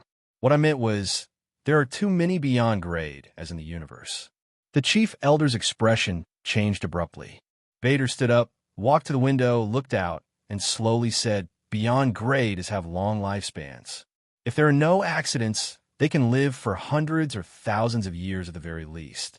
There are even super immortals whose lifespans can't be seen. Even if the probability of a beyond grade A appearing is very low, according to the ratio of normal deaths to new births, the total number of beyond grade as in the universe will only continue to increase. 100, 200, one day, it will reach tens of thousands. At that time, the individual strength will be out of control. The Chief Elder's expression became extremely serious. You're saying we'll have a new reckoning? Just like the tragedy of the Pinnacles. Bader shook his head. The tragedy of the Pinnacles was just an accident, but it revealed to us how to deal with the beyond grade as. Although the number of beyond grade as is still under control, if we don't plan ahead, there will be a day when the top individual strength overflows. Therefore, a reckoning of the beyond grade as is necessary. However, I don't plan to do this during my term. The flickering world is very important to the entire universe. Now is indeed not the time for a reckoning. The Chief Elder nodded. If there were too many individual strengths that exceeded common sense, the order of the universe would be shaken. In his eyes, a reckoning of the beyond grade as had nothing to do with personal grievances but to maintain the stability of the universe. However, this action would definitely cause a short period of turmoil and pain. Therefore, this was a hot potato for any leader of a universal civilization. No one wanted to do such a dirty job during their term. To him, this was like maintaining the ecological balance of the universe. It was not to eliminate the beyond grade but to control the total number of beyond grade as maintaining the ratio of individual strength to collective strength at a safe value. In an era of peace where there were no external enemies, once this ratio was out of balance, the consequences would be unpredictable. This was not an idea he suddenly came up with. In fact, many years ago, the three universal civilizations had already made similar plans. However, the beyond grade as were not out of control, so this plan had never been implemented. This was a tacit agreement between the three rulers of the universe. I wonder if Black Star held this meeting with this intention long ago. Bader thought of Manison's attitude and paused for a moment. The Mecha Empire has probably guessed that a reckoning is inevitable, so they want to gather the beyond grade as to show us their strength, or to improve the status of the beyond grade as. TSK, two cunning fellows. He had to admit that he was indeed more wary of the beyond grade as, but it was impossible to start a reckoning now, so he could only turn his wariness into importance. Black Star, Mecha Empire, do you really want to gather the strength of the beyond grade as? Bader's eyes were deep. Chapter 10:10. As more and more beyond grade as arrived at the Black Star Corps headquarters, Han Zhao's territory became even livelier. In just a short while, an army of 70 to 80 beyond grade as had gathered there. The Amethyst civilization, which was in charge of this star cluster, gradually became nervous. They secretly deployed their troops and made some defensive arrangements. Not only the Amethyst civilization, but all the star cluster civilizations in charge of the Shattered Star Ring, as well as the three universal civilizations stationed in this star field, began to secretly deploy their troops. Their fleets moved quietly, preparing for a rainy day. With so many peak combatants in the universe, it was enough to easily overturn an entire star field. Furthermore, the ones who controlled this kind of power were independent individuals with free thoughts, so there was a risk of them not being controlled. As for the Godora civilization, which was directly in charge of the Black Star Corps headquarters, they gathered their fleets and hoarded them in the Star Zone, where the Black Star Corps headquarters was located. The undercurrents in the outside world did not affect the mood of the Beyond Grade as, with Heber being the last to arrive, the meeting was held as scheduled. The location of the meeting was a large hall in the headquarters. The dome was 100 meters high, and dozens of floating thrones formed a circle, quietly floating 5 meters above the ground. The door opened, and the Beyond Grade, as who had been staying in the headquarters for the past few days, filed in. The tallest was Beast Ancestor, Garutan, and the shortest was the finger-sized Sun Hunter. Each had their own unique characteristics. Everyone chose a seat and sat down. The allies of the 3 universal civilizations were clearly divided, each sitting in their own groups, with the Beyond Grade as of the other factions in the middle. After sitting down, they realized that there were still 3 empty seats connected together. Seeing that Han Shao had not arrived yet, they casually chatted and sized each other up. While waiting, many Beyond Grade as had interacted with each other. In the past, some of them had only heard of each other's names, but had never seen each other before. Using the opportunity brought by Han Shao, these people got to know each other and made some new friends. Among them, the ones who were visited the most were the peak Beyond Grade, as with high statuses in the circle, such as Manison, Cassie, Kant, Grutin, and so on. Claudie and a few other Beyond Grade as did not come to the Shattered Star Ring, so they naturally did not participate in the meeting. At this moment, the ones who received the most attention were the new Beyond Grade, as who were born less than 10 years ago, such as Hades of Radiance, Ining of the Dynasty, and Tolian of Ethereal. After a while, 3 figures walked in. Everyone stopped chatting and looked at the door. It was Han Shao, Hela, and Ames. Han Shao strode forward, arriving before the mechanical throne. He slowly rose into the air, turned around, and sat down, facing all the Beyond Grade as. At the same time, Ames and Hela sat on the empty seats next to him. Many people looked at Hela with curiosity in their eyes. There were many who were interested in this new Beyond Grade A Super from a Black Star Corps. Rumble, the door finally closed slowly. With a smile on his face, Han Shao looked around and slowly said, "Everyone is here. I'm sorry for the long wait. Thanks to everyone's kindness, everyone is willing to attend this meeting and support me." While speaking politely, he observed everyone. As he spoke, some people sat upright and still with a solemn expression. Some were expressionless and indifferent. Some had smiles on their faces to express friendliness, and some leaned lazily against their chairs in an indifferent manner. From this, one could see the attitudes of some people. There were more than 70 Beyond Grade as present. More than 40 of them, including himself, were allies of the 3 universal civilizations. Most of the rest were alone, and a few were allies of the supercluster civilizations.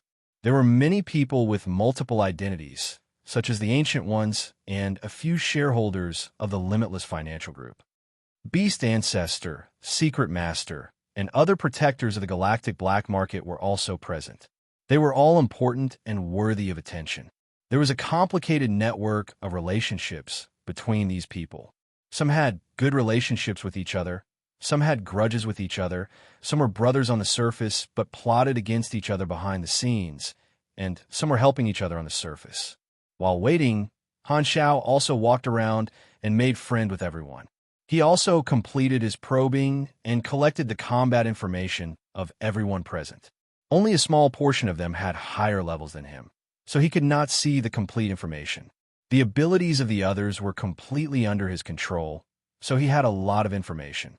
However, these people were still in the dark and did not know that their underwear had been seen through. No matter what reason you all have for coming to support me, I thank you all for coming.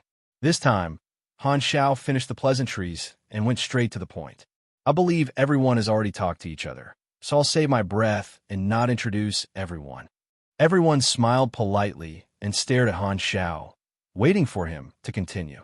Han Shao lightly patted the armrest of his chair and said, "I'm holding this meeting mainly to discuss the problem of the Shattered Star Ring with everyone." Before he could finish his sentence, a discordant voice rang out. Humph, you can represent the entire Shattered Star Ring? Everyone's expression changed slightly, and they looked toward the source of the voice. The person who spoke was Serene of the Radiant Federation and also a member of the Ancient Ones. He had a disapproving expression on his face. Han Zhao's expression did not change. He smiled and said, "There are so many civilizations and organizations in the Shattered Star Ring. Of course, I can't represent the entire star field." "Then what right do you have to talk about this problem?" Serene questioned. "Don't forget, the Radiant Federation is the real ruler of the Shattered Star Ring. Only we can represent this star field, not you." The other allies of the Radiants did not stop Serene. They came because they were giving face, but as competitors, they would not let Han Zhao achieve his goal too easily. It was inevitable that they would make things difficult for him. Even if they did not stop him, they would not let him have it easy. "I don't agree with that," Han Zhao slowly said. "I'm a local of the Shattered Star Ring and represent the dynasty to oversee this place. I'm also the strongest beyond grade A in this star field. Although I can't represent the entire star field, I still have a right to speak for it in my own name. Furthermore, I'm not announcing anything unilaterally. I'm just here to discuss with everyone." "The strongest beyond grade A in the Shattered Star Ring? Not necessarily, right?" Serene sneered. Han Zhao raised his brows, opened his arms slightly, and said, "You're doubting my record? Don't worry, Heber, Cisco, and Ames have all been defeated by you. I won't deny this fact. As for Hela, she's only a new student. She's most likely not your match." Hearing this, Heber's expression turned ugly. He did not like outsiders mentioning his defeat in front of so many beyond grade as. Cisco coldly glanced at Serene before glaring at Han Zhao. As the saying went, don't point out someone's shortcomings when scolding them. Ames, on the other hand, did not seem to mind. She smiled faintly and was indifferent. Hela, on the other hand, was expressionless like a rock, turning a deaf ear to him. "Then, what's your opinion?" Han Zhao asked. "Very simple. There's still one person who has not been defeated by you in a head-on battle. Magus Austin." Serene shook his head. "He's just too low-key. He might not be your match. If you don't defeat him, you won't be able to maintain your position as the strongest in the star field." Austin was stunned. Why am I being dragged into this all of a sudden? Thinking about it, he understood. Serene wanted to roast him on the fire, which was a form of provocation. Although Serene most likely knew that he had a good relationship with Black Star, it would not cost him anything to try. As long as he could leave a mark on their relationship, it would be worth it. "I admit that Black Star is the strongest in the star field, but I admit that I'm not his match." Austin curled his lips. This was the only thing he could say. He could not possibly spar with Han Zhao on the spot. Hearing this, Han Zhao nodded at Austin before asking Serene, "Any other opinions?" "No." Seeing Manison give him a look, Serene closed his eyes and did not say anything else. Han Zhao glanced around. Seeing that no one else had any opinions, he said with a deep voice, "All right then. Since everyone acknowledges that I have the right to speak for the Shattered Star Ring, let's get back to the main topic. Since the opening of the Flickering World is imminent, I can understand that everyone has come to the Shattered Star Ring to wait for orders. However, I believe that everyone knows that with so many beyond grade as gathered in one star field, there will be many unstable factors. As the leader of the Shattered Star Ring, I have something to say, and I hope that everyone will listen carefully. Since I developed in the Shattered Star Ring, I naturally have the responsibility of maintaining the stability of the star field. I welcome everyone to the Shattered Star Ring as guests, but I have a small request. I hope that during your stay, you will not destroy the security of the Shattered Star Ring and cause trouble. If everyone is willing to give me this face, I will be very grateful." This time, Han Zhao changed the topic, and his tone was slightly heavy. "However, if anyone disregards my request, I will treat it as a challenge and will definitely not let it go. Remember, there's still a long way to go before the development of the Flickering World.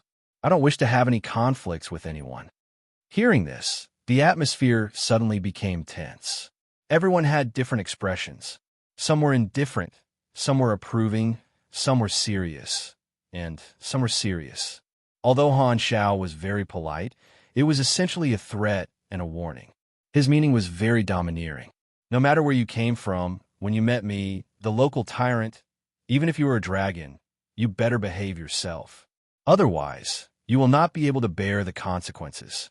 If you want to cause trouble in the Shattered Star Ring, you have to consider the consequences of offending me. Everyone present was the boss of their respective regions, and there was no lack of Starfield spokespersons. Many of them felt that these words were a little harsh. However, with Black Star's current status and strength, he was able to suppress an entire Starfield.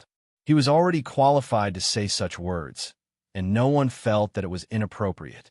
This time, Austin smiled and said, "I'm also a local beyond Grade A of the Shattered Star Ring. I also do not wish for the star field to become chaotic. What Black Star said is also my opinion." "Humph, me too," Heber said unwillingly. Immediately after, Ames and Hella also expressed their opinions. Seeing this, Cisco could only pinch his nose and go along. At this moment, the local beyond grade as of the Shattered Star Ring all supported Han Xiao, expressing that they would work together to maintain the stability of the star field.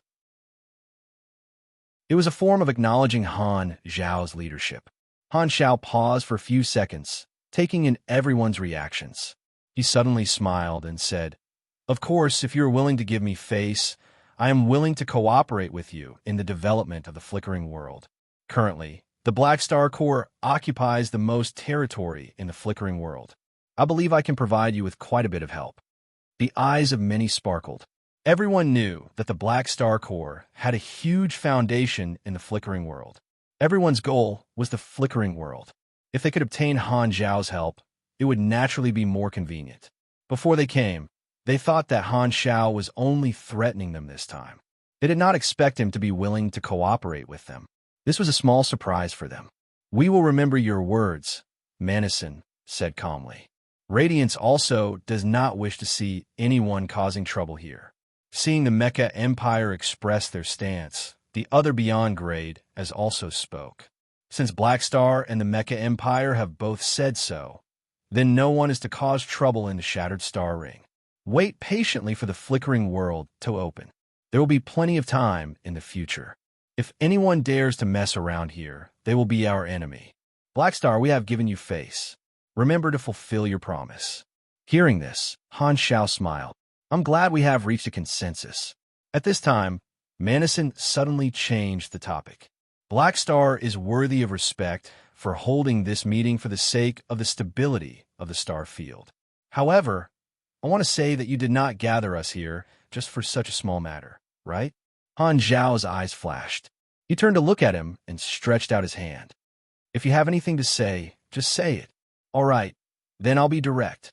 Everyone looked at Manison curiously. They didn't know what he meant.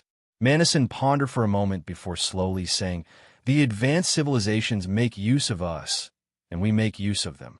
Friends here are working for different factions, so it's normal for us to fight and kill each other. However, I think that we should not be completely limited to the differences between factions. Those are the rules of the game set by the advanced civilizations. Sometimes we should jump out of these rules and make plans for ourselves." Hearing this, everyone's expression changed slightly, and they all fell silent. This topic had always been very sensitive, and no one had expected Manison to openly mention it on this occasion. He did not hide it from the direct members of the advanced civilizations. The moment they stepped into the Beyond Grade A realm, everyone was on the same level.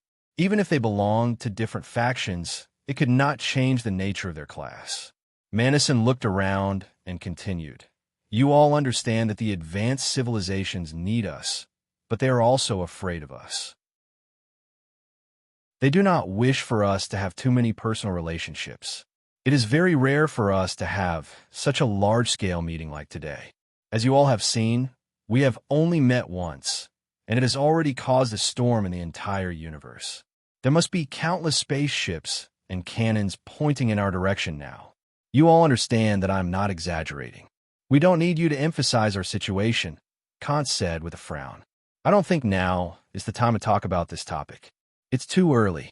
It's better to be prepared early than not, Manison said calmly. So, why did you bring this up? Do you want all of us to form an alliance? Garutin said in a muffled voice. Let me remind you, forming an alliance is no different from rebelling, Kasui interrupted. There was one more thing he did not say. The pillars of the three universal civilizations, like them, were basically safe, so he did not want to care. Everyone spoke one after another, expressing their opinions and arguing fiercely. Usually, there would not be many opportunities to talk about such things, so this event organized by Han Xiao became a platform for exchanging opinions. Don't worry, the time is not right yet. What I want is just a tacit understanding. Manison looked at Han Xiao and said with a curious tone, You are the organizer of this meeting. You listened for a while and did not stop us, so what is your opinion? Everyone turned to look at Han Xiao. Black Star's position in the circle was not low, so his opinion was also important. Han Xiao spread his hands and shook his head. I have no other opinion. I just feel that there are still too few beyond grade as. Yet too few. Manison sighed. Han Xiao glanced at him. When we said too few, we definitely did not mean the same thing. Chapter 10-11. Just as Black Star said, the time isn't ripe yet. Continuing to wait is what we should do, Sorokin said with a smile. Yes, we need more fresh blood. Manison nodded. He then glanced at the new Beyond Grade as present and made the mechanical host send a virtual emoji. A bubble smiley face appeared above his head. Old man, you sure know how to act cute. This was the first thought that popped into Han Xiao's mind. Hela could not help but turn to look at Han Xiao. She wanted to say something, but stopped. She did not expect these Beyond Grade as to have such a big topic when gathered together. This meeting gradually turned into a magical direction. To Hela and the other new Beyond Grade, as the topic of these big shots was too profound. They could only listen silently and had no right to interrupt. Will it be troublesome to talk about such a topic in our own territory? Hela was secretly worried. Noticing Hela's gaze, Han Xiao gave her a reassuring look. Ames noticed that the two of them were exchanging glances. She knocked Han Xiao with her force field and made him turn to look at her. She whispered, You actually have the same purpose for holding this meeting, right? Otherwise, you wouldn't have let Manison use your territory to talk about such a big matter. Everything is within my calculations. Han Xiao raised his brows. Everyone argued for a while, and someone finally expressed their stance. Although we can't form an alliance, our circle does need a closer relationship, Kant said with a deep voice. We need to communicate more frequently. The flickering world is a suitable reason. A neutral peak beyond grade is slowly, said, in the past, due to the restrictions of our factions and regions, the interactions between us were limited. But now, everyone's organizations will enter the flickering world, and this star field will become our platform for communication. To a certain extent, we will be free from the previous restrictions. Therefore, we need a bridge, a messenger. Hearing this, everyone subconsciously turned to look at Han Xiao. In the explored universe, beyond grade A organizations could not expand as they wished. They were restricted by the advanced civilizations and various rules, which separated this level to a certain extent. In the future, everyone present would be able to enter the flickering world, which was of great significance. Even if it was only the branches of the various beyond grade A organizations, it would still be able to cross the regional restrictions to a certain extent, making it convenient for all the beyond grade as to communicate and promote the unification of the class. This would allow a portion of everyone's strength to be completely united. This required a bridge to form the information and resource transfer core of the beyond grade, as in the flickering world, binding everyone together like glue. To be able to do this, one had to have a deep foundation in the flickering world, and the Black Star Corps was the largest organization in the flickering world other than the dynasty. The best person to build the bridge was Black Star, with more than 70 beyond grade as staring at a single person. Even if they had no ill intentions, the pressure was still terrifying. Han Xiao took a deep breath and smiled. If you need it, I'm happy to do it. In fact, this was one of Han Xiao's goals from the start. Although the process was a little different, he still got what he wanted. All along, Han Xiao had let the Black Star Corps lay a foundation in the flickering world, and part of the reason was to obtain this qualification. Since he had become a member of the peak of individual strength, he had to face this problem. Although the butterfly effect caused by him changed the storyline, regardless of whether the World Tree War broke out before or after the calamity of the supers, he had to make plans for himself in advance. If he became the link between the calamity of the supers, he would have more initiative. As the peak of individual strength, unless he became the ruler, absolute loyalty to the collective strength did not exist. From the very beginning, the relationship between the two had been one of mutual benefit. Han Technician had never thought of being loyal to any organization. Even a child knew that eggs could not be placed in one basket. He had to prepare other escape routes for himself. Even if the chances of him being killed were very low, he would not ignore it. The interests of different classes could not be truly unified, unless one was willing to be used as a chess piece or become orange juice together. Complicated problems could never be simplified. The relationship between friend and foe often changed. Only class interests were the most reliable alliance. Your Excellency Black Star is very responsible. Everyone nodded at Han Xiao, smiled, and looked away. I want to reach a tacit understanding with everyone. Manison looked around and said solemnly, when that day comes, as long as someone calls for help, I hope everyone will respond. You'll see, Kasui said calmly. Everyone nodded and reached a consensus. Usually, they did not form alliances. Under normal circumstances, everyone would still fight for their own factions. Once the time was right, everyone would be willing to take action. They talked about many things. After 2 days and 2 nights, the meeting officially ended. The Beyond Grade as bade farewell and left the Black Star Corps one after another. Manison and Kasui walked together on the road to the dock, talking softly. The content of this meeting will definitely reach the ears of the 3 universal civilizations. You didn't hide it at all. Aren't you afraid of angering the Radiant Federation? Kasui asked. Manison smiled. Even without this meeting, the fear will still exist. It's better to give them some pressure and increase our chips. With Black Star around, the Radiants can't leave me, and vice versa. The difference between factions restricts us and also restrains them. Anything is possible. Kasui shook his head. When a tool has other thoughts, no matter how useful it is, it can be abandoned at any time. When not tools. Manison's tone was calm. Remember, we represent the peak of individual strength. Everyone is a treasure of this universe. Not only are we the embodiment of violence, but we're also a precious special gene bank. We represent the infinite possibilities of evolution. We're never small characters that can be trampled on by others. If you want to abandon us, you'll always have to pay the price. Understand. You're in such a hurry because you want to protect yourself. Kasui glanced at him. Have you finally realized that your forces are too strong? Manison did not answer. He suddenly paused and sighed. It's a pity. ES God is gone. Although he's not on the same path, he's still somewhat useful. If he didn't stand on the opposite side of the 3 universal civilizations, who knows how much help he could have given us. Kasui's tone was strange. You know that his lifespan isn't long, right? What are you trying to say? Nothing. It's just that he definitely knows the problem of his lifespan better than anyone else. Kasui smiled. After the meeting ended, the outside world gradually discovered an abnormal phenomenon. All the Beyond Grade, as who participated in the meeting, were unexpectedly low-key, and no conflicts broke out. Originally, with so many Beyond Grade as gathered, it was full of unstable factors. Everyone thought that it would affect the security of the star field, and there was an 80% chance that some Beyond Grade A battles would break out. However, from the beginning to the end, these big shots were very restrained and kept the Shattered Star Ring stable.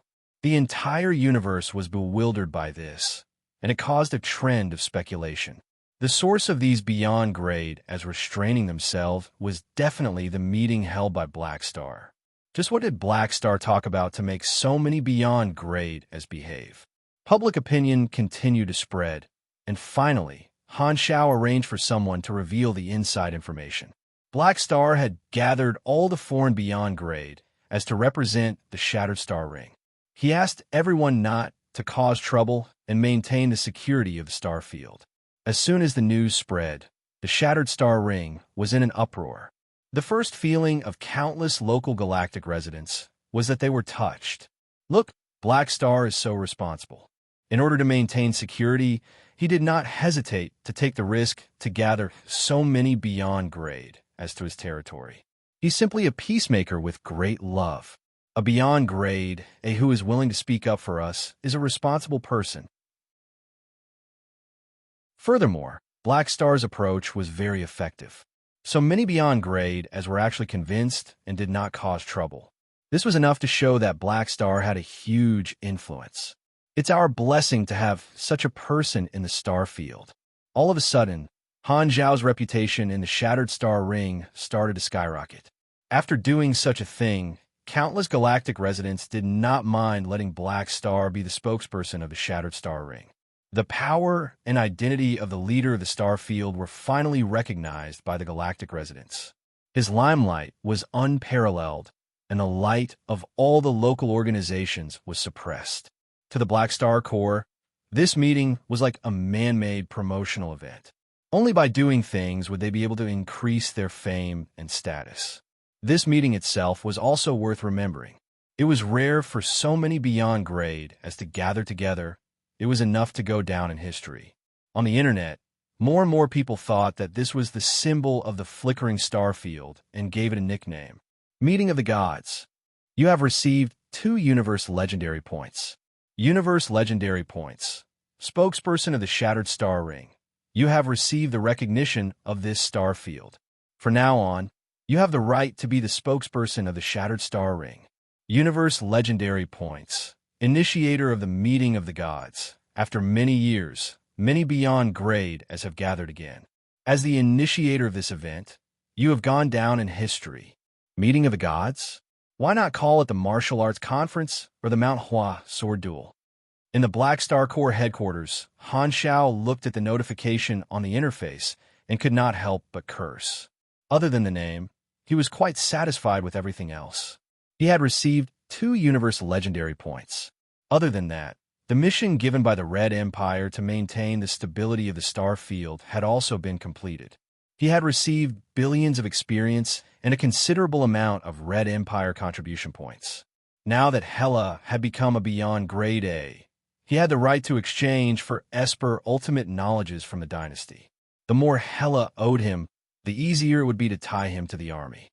After completing the dynasty's mission, Urinril had specially called to praise him, but did not mention anything about the conspiracy of the beyond grade as. However, they did not hide it, so it should be said that it was an open conspiracy. Of course, the 3 universal civilizations would not be kept in the dark about this, since they did not mention it. Han Shao roughly understood the dynasty's attitude. They knew that it was useless to question their allies. There are no more problems in the Shattered Star Ring. Han Shao played with a pet robot the size of his palm and muttered to himself, "Now, all we have to do is wait for the dynasty to blow the horn of the era." With so many beyond grade as setting an example, the other organizations did not cause any trouble. Everyone obediently waited for the opening of the flickering world. Han Zhao's actions had stabilized the situation in the star field.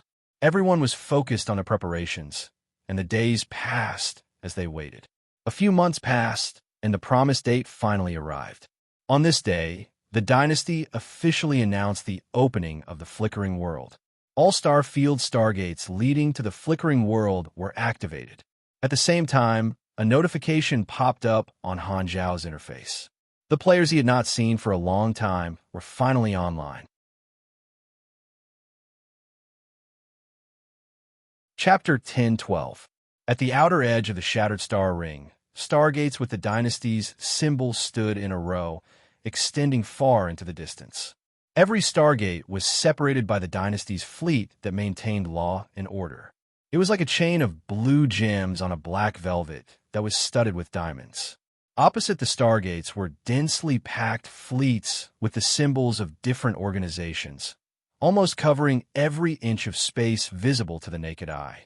The size of the fleet gathered was extremely rare, even in history. Today was the day the dynasty opened the flickering world. These were all spaceships waiting to enter. Other than the civilizations and civil organizations from the various star fields, there were also many galactic residents who could not wait to go to the flickering world. Some were there for tourism, some for adventure, and some for development opportunities. Time passed minute by minute, and it was gradually approaching the time the dynasty had promised. The waiting time felt like years. Finally, the dynasty's announcement sounded in the public communication channel and was sent to every spaceship present. It's time. In the name of the Red Empire, we announce to the entire universe that the flickering world is officially open. The next moment, all the stargates were completely activated. The vortex in the center of the stargates began to spin faster, forming a hazy, dazzling blue wormhole that flickered with rainbow light from time to time. Every stargate was opened. All the spaceships moved, forming a long line that seemed to extend infinitely, entering the stargates one after another. The scene was extremely magnificent. Not far from these civilian stargates were the military stargates that were exclusive to the dynasty's allies. Black Star spaceships were lined up, and the remote projections of many officers were standing in the command room, their eyes focused on the figure in front of the window. Han Zhao's back was facing everyone, and his eyes were looking through the porthole at the seemingly endless sea of spaceships not far away. He softly said, "Did you hear that?" "Hear what?" "The sound of a new era breaking out of its shell." Han Zhao chuckled. Version 4.0 activated. Retrieving data. Retrieving data complete.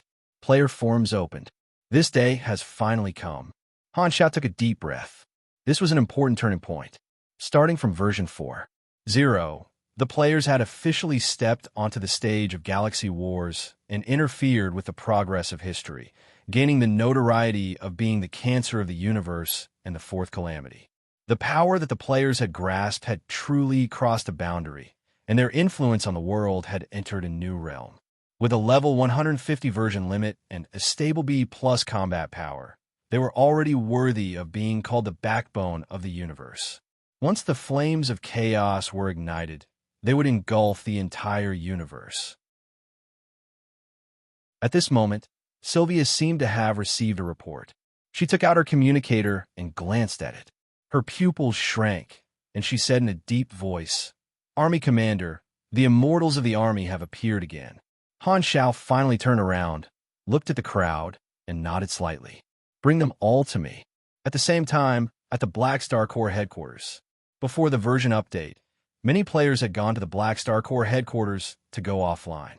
Now that they were back online, countless white lights flashed, and the empty hall instantly became a sea of people. The bustle replaced the loneliness, and it became as noisy as a market. "Shanghai, I, Huhan Sanfei, am here. I bought 10 boxes of Blue Bulls. Brothers, let's have a good time." Did the new version fix the bug that prevented us from being able to run naked? It's here. The ambitious player who has traversed 4 versions. I knew it. The pants-stripping gang has always been lurking and has never left. Speaking of which, did they add any new functions? Since it's so realistic, why not add a reproduction function? Reproduction is the soul of the social system. Coach, I want to shoot it. If we can reproduce, this will be a masterpiece among masterpieces. Countless players shouted excitedly.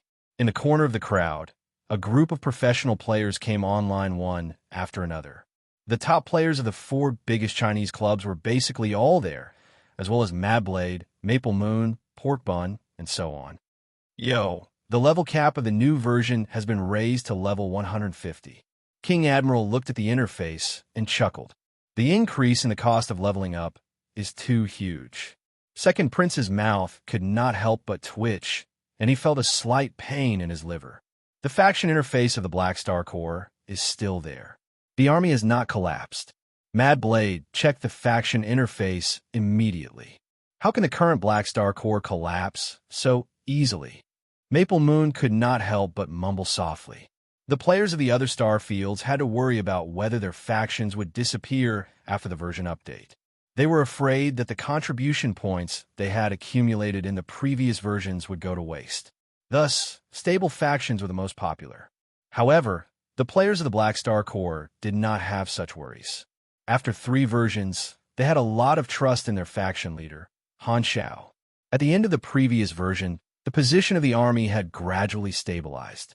They had made the Arcane Church suffer, defeated ES God, and obtained a super service called the Evolutionary Totem. Even the players knew that the army had entered the ranks of high-level factions and would not collapse so easily. With the new version opening, the most important thing was to understand what had happened during the version update, as well as the current situation of the universe. This had already become a habit of the players. Many of the players took out their communicators and opened the calendar. They were all shocked by what they saw. Wait, it's Galaxy Calendar Year 729. When we went offline, it was year 709, right? Does this mean that the version update this time will take 20 years? I thought that the time span of version 3.0 was long enough, but version 4.0 actually doubled it. Scary, it actually stole 20 years of my time. Mad Blade's expression suddenly changed, and he exchanged glances with Maple Moon. Both of them had a look of excitement in their eyes. It had actually been 20 years. This was not a short period of time. What kind of development would the Black Star Corps have? Just as the two of them were thinking about this, the sound of the communicators suddenly rang out in the hall. Every player had received a new email, which was issued by the Army's internal program. Everyone hurriedly opened it, and virtual screens appeared in front of them one after another. All of them showed Han Xiao's face and played the same video. In the video, Han Xiao was sitting upright, only showing his upper body. His tone was very formal. Comrades of the Army, I'm Black Star. In the past 20 years, we've achieved countless things, especially in the flickering world. The Army already has 10 star systems under our control. It was the hard work of every comrade that created the glory we have today. Now, the flickering world has entered the 4th exploration phase and is officially open to the outside world. The entire universe will flood into this star field. In this era of change, we should seize the opportunity and move forward courageously. Here, in the name of the Army's leader, I'm issuing a flickering world recruitment order to all my comrades. The Army needs you. The flickering world needs you. The short video ended there, and the eyes of the players present gradually widened. They received a lot of information from it. It's the 4th exploration phase now. When we went offline, the first phase was not over yet. The Army has 10 star systems under its control in the flickering world. What's going on? What has the Army done in the past 20 years? Countless people's hearts itched with curiosity. What they did not know was that this video was a cutscene that Han Xiao had specially tailored for the players to help them understand the situation quickly. This time, Hao Tian suddenly realized something. By the way, now that the flickering world is in the 4th exploration phase, is our main storyline mission still there? Hearing this, the pro players reacted. Their original main storyline mission was still in the 1st exploration phase. Now that the version update had directly pushed it to 20 years later, would the mission be canceled? If it was gone, it would be a huge loss. Everyone hurriedly opened the interface to take a look and heaved a sigh of relief. The flickering world main storyline mission was still there, but the mission requirements had changed. It was to build the territory of the Black Star Corps and explore a few star clusters in the 4th phase. Although there are some changes, it's still an exploration. Many players shook their heads, but they weren't that excited. In fact, some of them even disagreed. They were curious about the information revealed in the video, but they were not that interested in the flickering world mission. This was because the Army players had already tasted this mission in the previous version. Although the exploration target had changed now, the way the mission was handled was still the same as before. Exploring a new star field was indeed quite refreshing, but they lacked the opportunity to fight. In the previous version, many players were tired of the flickering world main storyline and would rather return to the Shattered Star Ring to do missions than continue exploring. This situation was actually normal because the Flickering World main storyline that the army players came into contact with in version 3.0 was actually only a half-finished product. Only the dynasty organizations were exploring, so there was naturally a lack of competition. But right at this moment, everyone was suddenly stunned as they suddenly realized something. Blackstar just said that the Flickering World was open to the public. So, the organizations of the other star fields had finally entered? Then what about the players of the other star fields?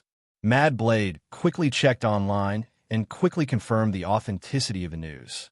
Not only that, the organizations of the various star fields also recruited a large number of supers as manpower and transported them to the Flickering World in batches. The biggest impact of the mobilization of the entire universe on the players was that the cross-star field channel was completely open. Compared to the previous version, the players now had the required channel to cross star fields. Everyone present hurriedly logged onto the forums. As expected, the entire forums were in an uproar because of this news. Mad Blade instantly understood. His eyes sparkled, and he exclaimed, "This is the world's server." All the players born in the various star fields could finally come to the same stage and gather in the Flickering World. What did this mean? National war. Galaxy Daily's guesses of crossing star fields had come true. All the players in the hall were in an uproar. So it's the world's server. Ha ha ha ha. I knew that this day would come sooner or later. We can finally fight in the national war. My spear can't wait any longer. The next moment, everyone suddenly realized that the Flickering World was the world server of this version. But as the army players, they had already entered it in the previous version. What kind of advantage was this?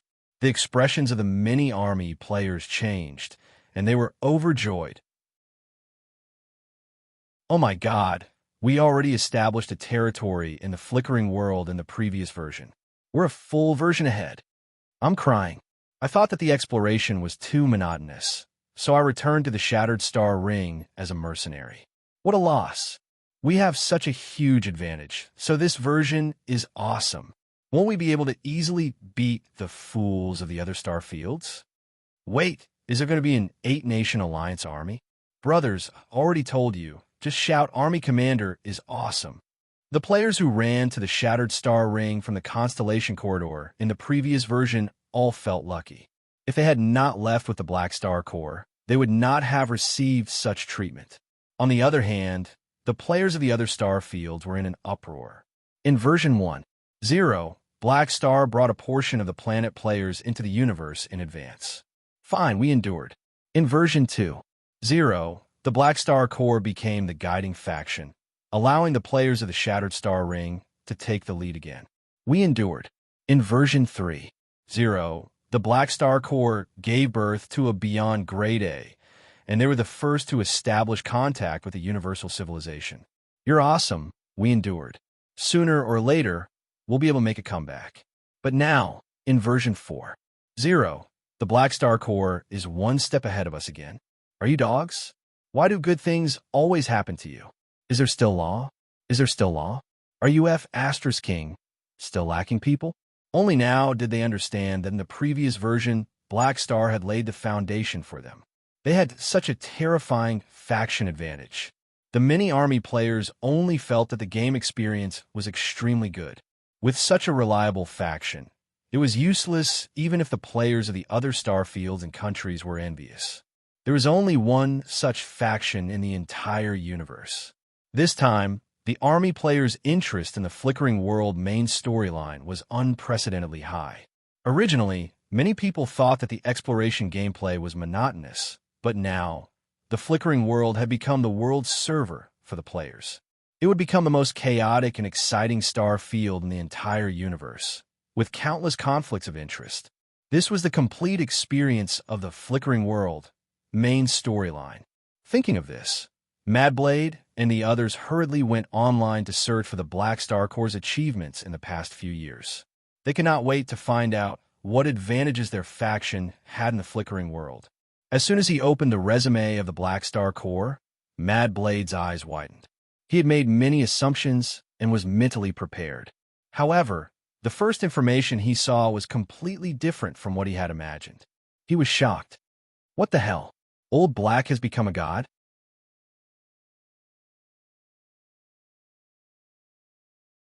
Chapter 10:13. The records clearly recorded the major achievements of the Black Star Corps before the version update 20 years ago. Mad Blade set up a search window and filtered out the achievements of the army from year 709 to year 729 in the Galaxy calendar. The first thing he saw was a line of bold records. Galaxy calendar year 710, Black Star became a mechanical deity. This term instantly caused a huge impact on Mad Blade's young mind. There was only one thought left in his mind, and that was that Black Star had become a god. Mad Blade calmed himself down, checked the information, and realized that the mechanical deity did not mean god, but the name of a divine throne mechanic. This meant that Black Star had already become a pinnacle beyond Grade A super. That scared me. I thought that Old Black was about to ascend.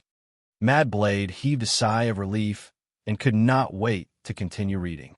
He realized that a few major events had happened in the same year. First, the end of the first exploration phase. The Army obtained the first batch of 7-star systems and became the largest armed organization in the flickering world. The Germinal Financial Group was established and became the subsidiary financial organization of the Army.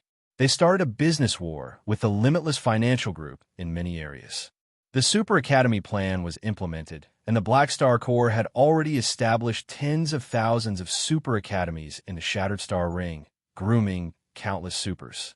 A considerable number of them chose to become members of the Army.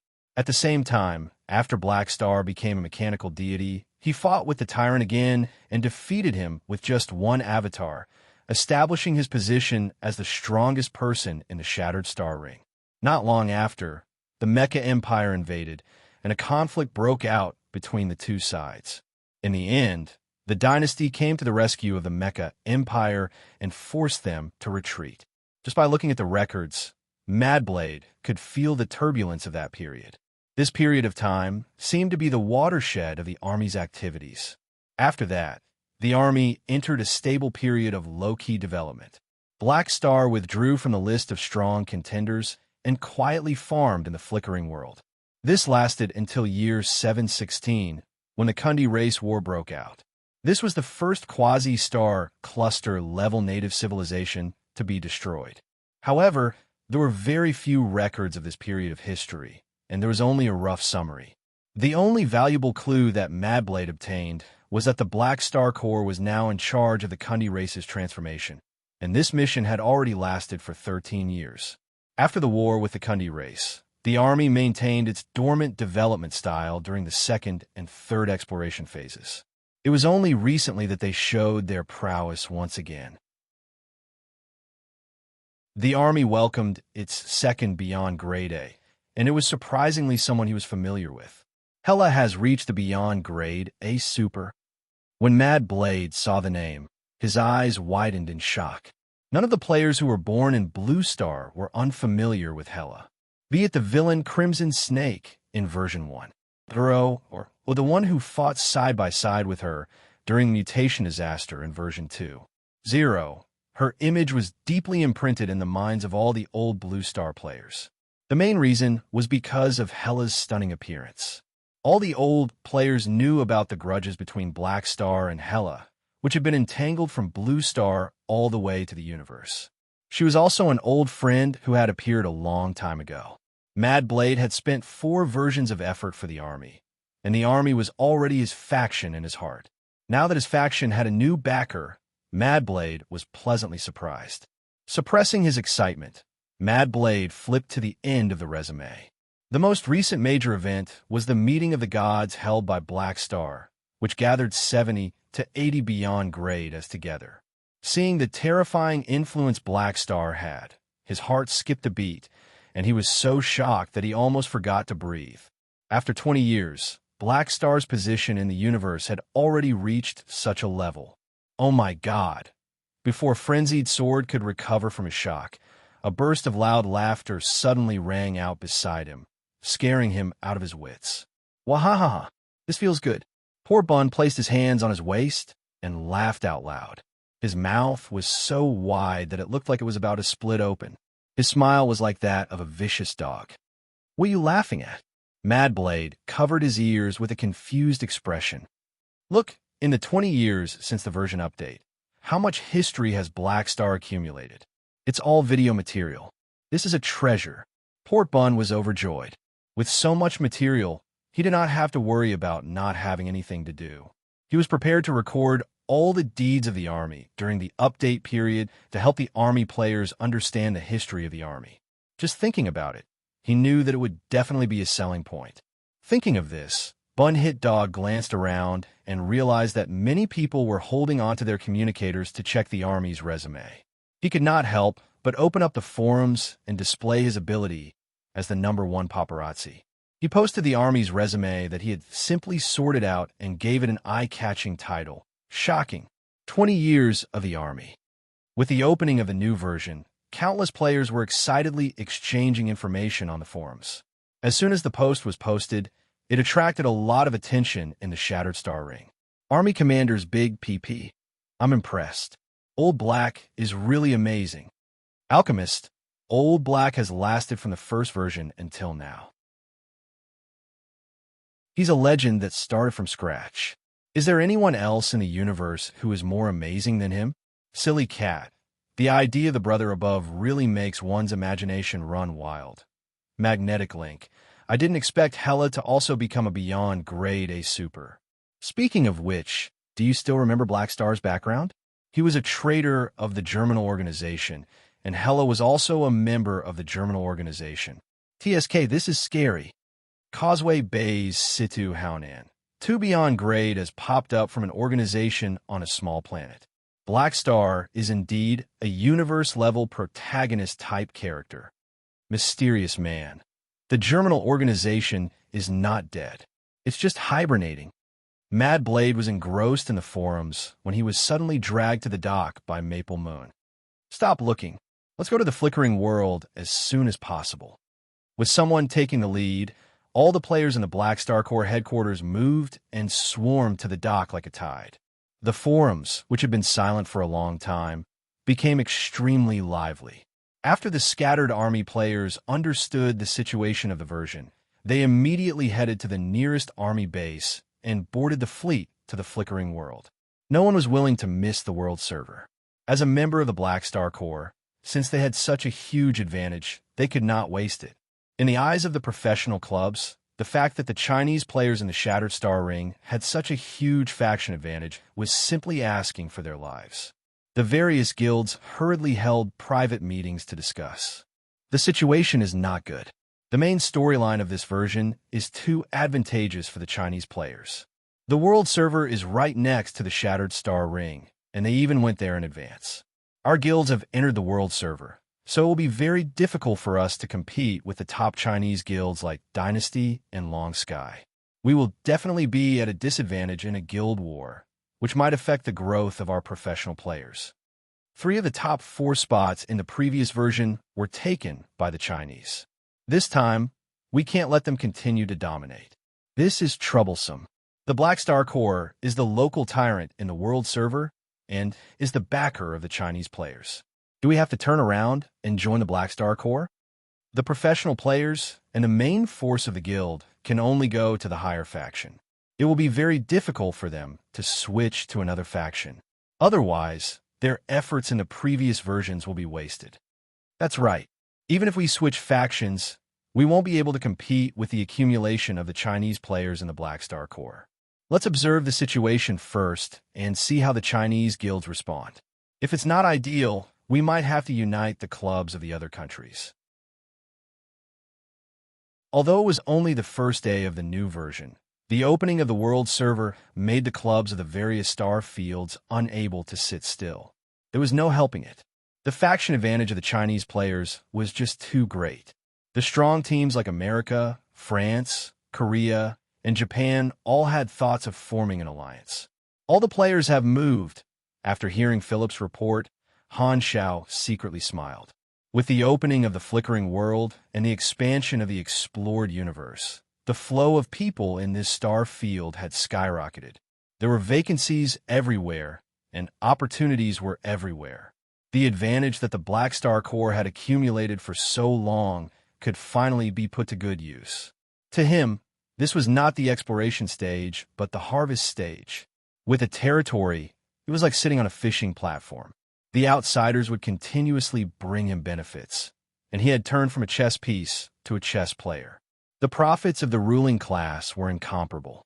With countless organizations competing here, the players would have a huge amount of mission resources, countless channels to obtain experience, and many opportunities to fight. However, the new version has just opened. It won't be so easy to harvest experience, Han Xiao thought to himself. The main goal of the players now was to continue leveling up. Most of the experience earned would be invested into leveling up. These were all seedlings that still needed to be fertilized. It was not time for him to harvest them on a large scale. If he wanted to level up quickly, he would have to wait for the players to accumulate experience for a while. However, Han Xiao was not in a hurry. The army store had added many new things. No matter how stingy the players were, he could make them willingly pay. The efficiency of accumulating experience was much higher than doing it alone. His level, which had been stagnant for a long time, could finally rise quickly. The players from various countries flooding into the world server was the best time to expand his leak farm. Now that the Black Star Corps attracted foreign players, Han Xiao no longer needed to do much. The advantages and reputation accumulated over the past few versions were the core attraction.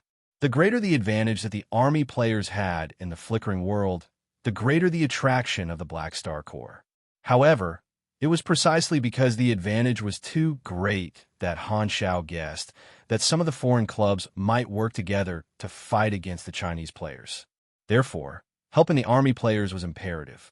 In his previous life, in version 4.0, clubs from various countries constantly formed alliances and betrayed each other.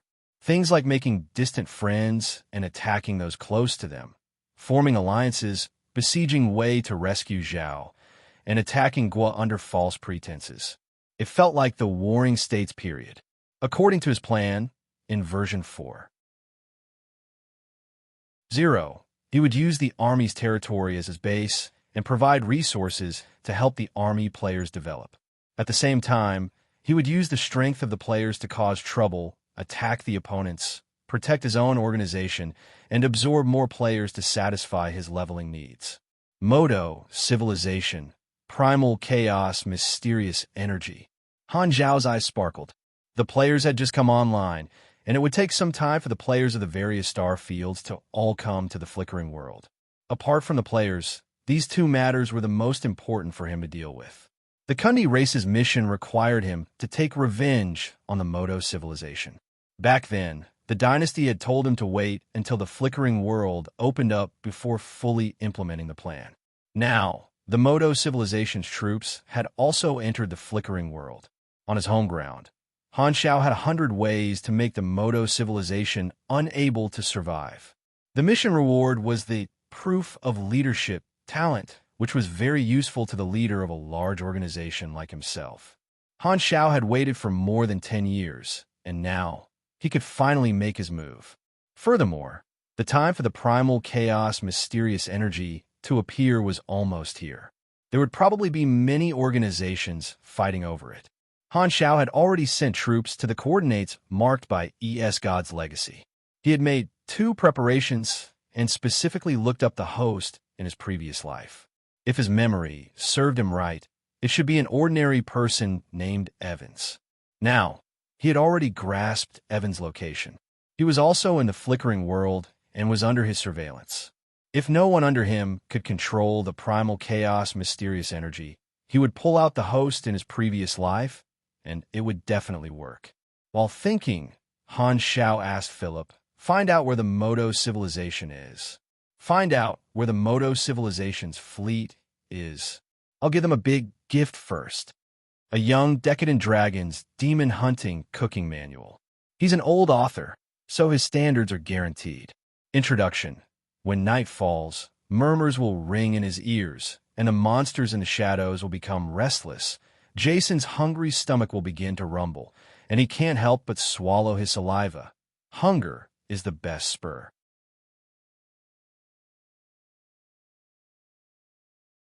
Chapter 1014. Flickering World, Dawn Star Cluster. This was the area completely controlled by the army and the first stop in the Flickering World.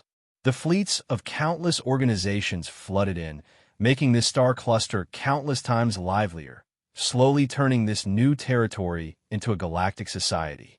Benefits were everywhere in the Flickering World. Every star cluster had a huge gap in business. It mainly depended on where the foreign organizations chose to develop. The transit stations at the entrance of a star field had huge profits. Many organizations and galactic residents scattered toward the transit stations in the entry area to look for opportunities in business as soon as they entered the star field. More organizations went their separate ways to develop in the later star clusters. Among them, the Moto civilization's fleet was also one of the members heading toward the later star clusters. Their goal was to develop the territory of the third and fourth phases. The reason was simple. The later star clusters would take less time to develop. Not only would there be more gaps in business in various fields, but the dynasty's control would also not be as strong as the star clusters that were developed earlier. This was especially important for supercluster civilizations. The supercluster civilizations knew very well that the dynasty would not let them develop comfortably. Therefore, almost all the supercluster civilizations gave up on creating trouble in the first and second phases to a certain extent and focused on the fourth phase of the plan. Now, any normal person could see that the few star clusters to be explored in the fourth phase would be an important competition stage for the foreign organizations. In the command room of the main ship, a tall figure stood in front of the podium and looked up at the star map. His facial features were deep, and he had a cold and firm temperament. His expression was serious, and his lips were tightly pursed. Roddick, a senior general of the Moto civilization. He was currently the highest commander of the expedition fleet. The expedition fleet was the name of this fleet. It was a new fleet built by the Moto civilization specifically for the Flickering World. A large number of elites were mobilized, and Roddick was able to stand out and command this important fleet. Clearly, the upper echelons of the Moto civilization had high hopes for him. Your Excellency, how long until we pass through the area of the first and second phases? A Moto person wearing an official's uniform asked. This person was a senior civil official of the Moto civilization. His name was Lagos, and he was the supervisor of the expedition fleet. He was in charge of supervising Roddick. Lagos did not have any real power, so he could not interfere with Roddick under normal circumstances. His main responsibility was to report the situation to the upper echelons and contact the temporary rear stronghold that the Moto civilization had built in the Shattered Star Ring. He was in charge of resources and military supplies. Hearing the supervisor's question, Roddick stared at the star cluster and said with a deep voice, "The construction time for the first and second phases is the longest. The Crimson Dynasty and their allies have already built a complete long-distance star cluster tunnel. The transportation is very convenient, and we will be able to reach the territory of the third phase in about 17 days. Most of the time is spent in the transit zone between the stargates." As he spoke, Roddick narrowed his eyes and added, "Actually, the fastest route is through the Geru star cluster. The Black Star Corps' territory is connected through the Stargate, so it's much more convenient and can save us a lot of transit time. However, you also understand that it's too risky to go through the Black Star Corps territory. We can't take the risk and can only take a detour." "This is what we deserve," Lagos said with a helpless tone. The Moto civilization knew that they had already offended the dynasty because of the Kundi race and knew that the dynasty would target them in the Flickering World. The best route to the star cluster was through the Black Star Corps territory, but Roddick did not dare approach the Geru star cluster and could only take a detour through a more remote Stargate route. Shaking his head, Lagos said, "The dynasty might send people to attack us. We have to be vigilant." "I know. The military knows this very well, which is why they gave the expedition fleet such a strong defense force. There are many armed fleets and high-level supers. With such a large scale, it's more than enough to fight a galactic war." That's true," Lagos pondered. "However, in the Flickering World, the dynasty won't send a regular army to attack us. If they really do come, they will definitely be the dynasty's allies. Roddick frowned. We're not afraid of ordinary enemies, but we're afraid of beyond grade as. It'll be difficult to deal with them. Don't worry about that. The upper echelons have already reached a private agreement with some beyond grade as to provide us with assistance. Lagos smiled confidently. Who are they? Roddick was not surprised. Short-term transactions between supercluster civilizations and beyond grade as were nothing new. This was also an important business for some beyond grade as. With the flickering world being so crucial, it was impossible for the supercluster civilizations not to be prepared. They took out a lot of resources to hire top combatants, allowing some beyond grade as to earn a lot. Many of them were hired by several civilizations at the same time. The people from the galactic black market, represented by Beast Ancestor and Secret Master, as well as some neutral beyond grade as, a few beyond grade as from Radiance and Ethereal have also made private deals with us. There's probably an order from the upper echelons to use us as cannon fodder to divert the dynasty's attention and waste their energy. Lagos could not help but sneer. Radiance and Ethereal's heart were known to all. The supercluster did not mind being used because it was temporarily beneficial to them as well. Even if there are allies, they will have to wait until we pass through the first and second exploration phases. I'm worried that the dynasty will attack us before that, Roddick said in a deep voice. You have to know that most organizations are taking the Black Star Core route. There aren't many allies taking the detour like us. There's a higher beyond grade, coming from the rear to protect us. The upper echelons persuaded him to take the detour with benefits. Who is it? A neutral beyond grade A from Black Hole Edge, Garose, nicknamed the Head of Golems. That summoner? I've heard of him. Roddick operated the star map a few times and marked the location of Garose's fleet. It was not far behind the expedition fleet, following them from afar. This made him feel much more relieved. In that case, we won't have to worry about anyone attacking us. Roddick's eyes sparkled as he coldly said, with our armed forces, as long as the dynasty dares to send people over, it's hard to say who will be the one attacking who. At this time, a communication request came in. It was a call from the three kings of the Moto civilization. The two of them straightened their bodies and accepted the call. Three figures appeared on the virtual screen. Your Excellencies. The two of them immediately bowed. What's the situation now? The Moto leader of the three kings asked with a deep voice. The expedition fleet had not entered the flickering world for long. As the leader of a civilization, it was obviously too impatient for them to ask about the situation now. However, the flickering world was too important to the supercluster civilization. This was a strategic opportunity for them to completely turn the situation around. Furthermore, they had offended the dynasty a long time ago. Now that they were in the other party's territory, the three kings of Moto could not sit still. We're still on our way, Roddick replied with a serious expression. Did you run into any trouble? Everything is normal. No matter what happens, focus on protecting the logistics team, the Moto leader instructed. The armed fleet existed to protect the logistics team. The logistics team carried all the necessary resources and equipment to develop the star field. The armed spaceships could be used, but if something happened to these important resources, it would be troublesome. Although they could replenish the resources from the temporary strongholds in the Shattered Star Ring, it would greatly slow down the development and construction speed. The organizations in the flickering world were all competitors. If they were one step slower, they would suffer a huge loss, which would affect the Moto civilization strategy. Riddick nodded to show that he understood.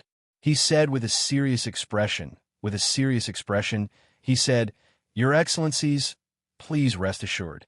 I won't let the enemy succeed. Boom! As soon as he said that, the entire flagship shook and the crew members in the command room all fell to the ground.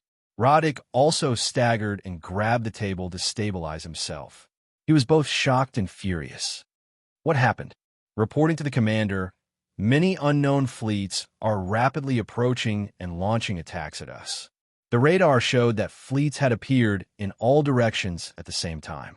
There were many of them, forming an encirclement and firing at them. Furthermore, the alarm also indicated that the enemy had set up a large number of space stabilization anchors in this area. They had fallen into this trap, and their hyperdrive state was directly interrupted. This was where the tremors came from. Even the internal stabilizing device of the spaceship could not completely resolve the impact of such a high-speed stop. Countless crew members fell to the ground. There's still some distance from here to the next Stargate. Is this an ambush? Lagos was shocked. They were just discussing the possibility of an ambush, but now they were talking about the enemy. Who are the enemy? Roddick asked. No idea. The enemy spaceship is a common model, and there's no logo on the armor. I don't know which organization it belongs to. The observer was nervous. The Three Kings communication had not been cut off yet, so they saw this scene and all frowned. The Moto leader said with a serious expression, Roddick, I'll leave this to you. You must defeat the enemy. Understood. Roddick's expression was resolute. He immediately started commanding the fleet and issuing orders. The expedition fleet immediately responded. They shrunk their formation to protect the logistics team while firing back. The size of the fleets of the two sides was about the same, and the Moto civilization even had the advantage. Roddick displayed his superb commanding ability. Very soon, the Moto civilization stabilized their position. Although they were ambushed, Roddick did not choose to break through, but chose to fight in a defensive position. His confidence came from the fact that his armed fleet was stronger and the fact that Garros was following him not far away. As long as Garros arrived at the battlefield quickly, he would be able to fight back with his advantage as a beyond grade. Roddick's combat style was unyielding, and he would seek revenge. He was talking to the Three Kings when the enemy suddenly attacked him. Compared to running away, he preferred to defeat the enemy. I'll get Garros to join the battle immediately. Lagos also reacted. He hurriedly took out his communicator and walked to the side to summon people. Okay, make it quick. Roddick sneered. No matter who they are, they won't be leaving so easily. At the same time, Garros' fleet also discovered that the Moto civilization's fleet was attacked. Someone really attacked them? I thought it was persecutory paranoia. In the command room, Garros could not help but mutter. This was not the first time he had been hired by a supercluster civilization. As a neutral beyond grade A without any backing, this was an important source of profit for him. Not only the Moto civilization, he had also been hired by 7 other civilizations to protect the troops of these organizations. The competition between foreign organizations in the flickering world would not be lacking in military strength. Everyone knew that this place would soon become a paradise for mercenaries. Even many beyond grade as had entered the sea. Your Excellency Garros, what do we do now? Should we rush over and help? The deputy beside him asked. Garros nodded. He had no objections to taking someone's money and helping them out. However, just as he was about to give the order, the sound of an incoming call came from the communicator. Beep, beep, beep. Garros lowered his head to take a look, and a look of surprise immediately appeared on his face. It was actually his personal communicator that was ringing. Who would call it this time? Garros took out his communicator and looked at it. His pupils constricted. The caller shown on the screen was Black Star. The two of them had never interacted before. They had only met at the meeting of the gods and exchanged private numbers. I wonder why he's looking for me. Garros suppressed the doubts in his heart, walked to the side, picked up the call, and asked cautiously, Your Excellency Black Star, what's the matter? There is indeed something I need your help with. Han Zhao's laughter came from the communicator. Please speak. I need you to stand by and do nothing. Stand by and do nothing? What do you mean? Garros did not react for a moment. Suddenly, his expression changed, and he understood. Attacking the Moto civilization's fleet? Could it be Han Zhao interrupted him and asked calmly, Can you do that? Garros felt bitter in his heart. Now that the Black Star Corps was involved, things would not be so simple. The Moto civilization would most likely suffer. He did not want to get involved in this from the bottom of his heart. However, he was at the edge of the battlefield. If he did not do anything, it would definitely ruin his reputation. Garros' expression was a little troubled. Your Excellency Black Star, I've already accepted the Moto civilization's employment. If I don't do anything, it doesn't seem right. Han Xiao spoke calmly with an expressionless face. You can't get involved in this. If you don't want to cause trouble, then back off. Then, without waiting for Garose to reply, he hung up the call. In my territory, you have to listen to me. Han Xiao was not going to argue with the Moto civilization. You're the one I'm going to beat up. What's wrong? Sure, don't come to the flickering world if you dare. The army had been operating in the flickering world for so long, and it was currently the largest organization. If it was not domineering, who was? Garo's expression froze, and he was secretly surprised. In his impression, Black Star was a very friendly guy. He did not expect his tone to be so tough this time. Looks like things are more serious than I thought. With my small body, if I interfere rashly, I'm afraid I won't be able to handle it. Also, Black Star's threat. If I don't take it seriously, won't I follow in the footsteps of that seven-eyed guy? Garose could not help but shudder. This time, the deputy walked over and asked, Your Excellency, Lagos is already urging you. Do you want to give the order? Garose hesitated for a few seconds before suddenly waving his hands. Don't help. Just watch from here. The deputy was shocked, seeing Garo's firm attitude. He had no choice but to have the fleet wait at the edge of the battlefield. Sigh, I've lost out this time. Garose smiled bitterly. He was just an ordinary beyond grade A. He could not afford to offend someone at the level of Black Star, be it in terms of strength or organization. Being forced to retreat with just a few words was very embarrassing. Garose also had the dignity of a strong person, and he did not want to back down. However, facing the ferocious Black Star, he could not straighten his back at all. After stepping into the beyond grade A realm for so many years and not making much progress, Garose already knew his limits and was not willing to provoke a peak beyond grade A. He was just a neutral person without any background. If someone wanted to kill him, they would have no qualms. Furthermore, in the meeting of the gods not long ago, Black Star had taken on the mission of maintaining the communication platform for all beyond grade As. Just this identity alone made him have to give face to Han Xiao, so that it would be easier for him to rely on him in the future. Time passed minute by minute. The expedition fleet and the ambushers were locked in a stalemate. The command room of the main ship was busy. Roddick issued a few orders, and when he finally had some time, he immediately turned around and yelled at Lagos. Garose, what's going on? We're about to miss the opportunity. Why aren't they here yet? Lagos was sweating profusely. They stopped directly. I've urged them many times, but they just won't join the battle. I don't know why either. The reinforcements that were right in front of him were retreating at the last minute. He was completely dumbfounded and could not understand. Outsiders are not reliable at all. Roddick was furious. He slammed the table and said, Don't wait for them. Everyone, listen to my order. Change tactics and attack the enemy's formation. However, before the order was sent out, something unexpected happened. The logistics forces of the Moto civilization that were heavily protected by the armed fleets suddenly went into chaos. The logistics spaceships rammed into the armed spaceships around them like crazy and moved in all directions, instantly creating chaos on their side. What's going on? Roddick's expression changed drastically. Something had happened to the logistics team, and he immediately panicked. Report, the artificial intelligence of those logistics spaceships has been breached. They're out of control.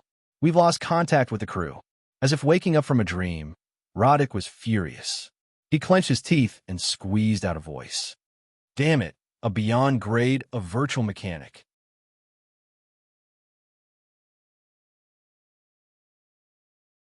Chapter 10:15. The logistics fleet mainly consisted of transport ships, cargo ships, and industrial ships.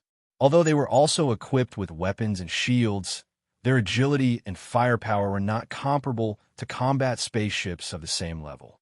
Therefore, they stayed in the center of the formation and were protected by the armed fleets outside.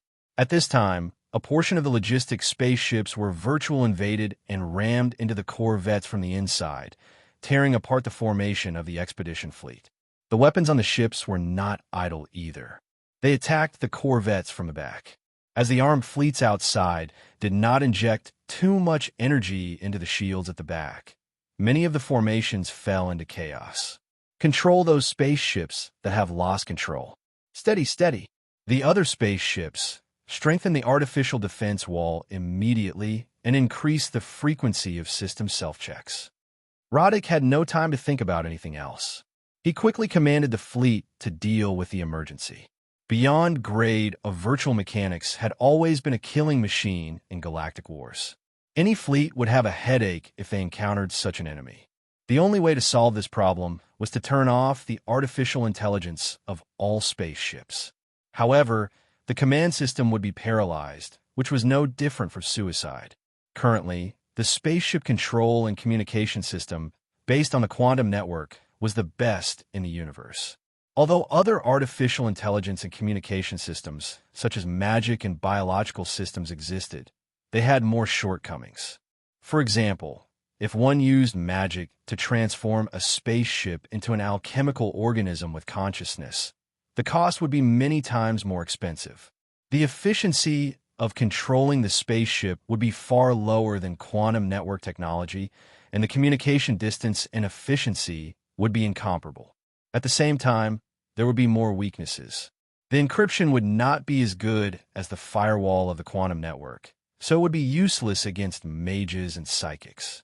All the civilizations in the universe had ways to prevent virtual invasions, but the effectiveness of these methods mainly depended on the strength of the opponent. Facing Han Shao, who was now a peak beyond grade A, the Modo civilization's artificial intelligence defense methods were obviously not enough. They could only delay the time when the other spaceships were invaded, but they could not really stop Han Shao. No matter how hard they struggled, their defenses would still be broken through one after another, and Han Shao would inject data into them. Furthermore, it was almost impossible to take back the spaceships that Han Shao had taken control of.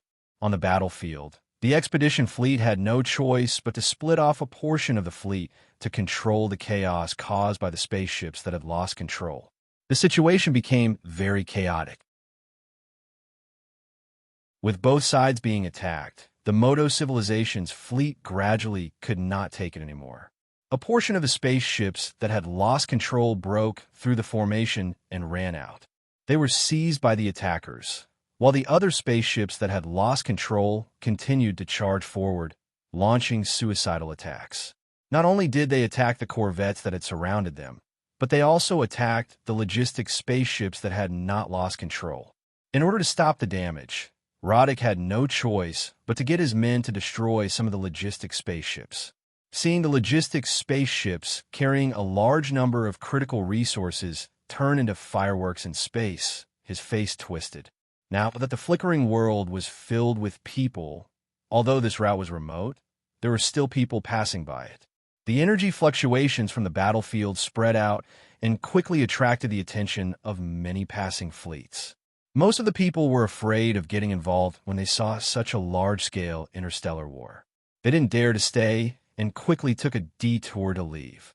However, some organizations approached carefully and watched from afar. When they saw the symbol of the Modo civilization's fleet, they could not help but discuss in the wide area communication channel. The Modo civilization's fleet was attacked. Who did this? They actually dared to provoke the supercluster civilization and seemed to have the upper hand. We've only just entered the flickering world, yet they can mobilize so many troops.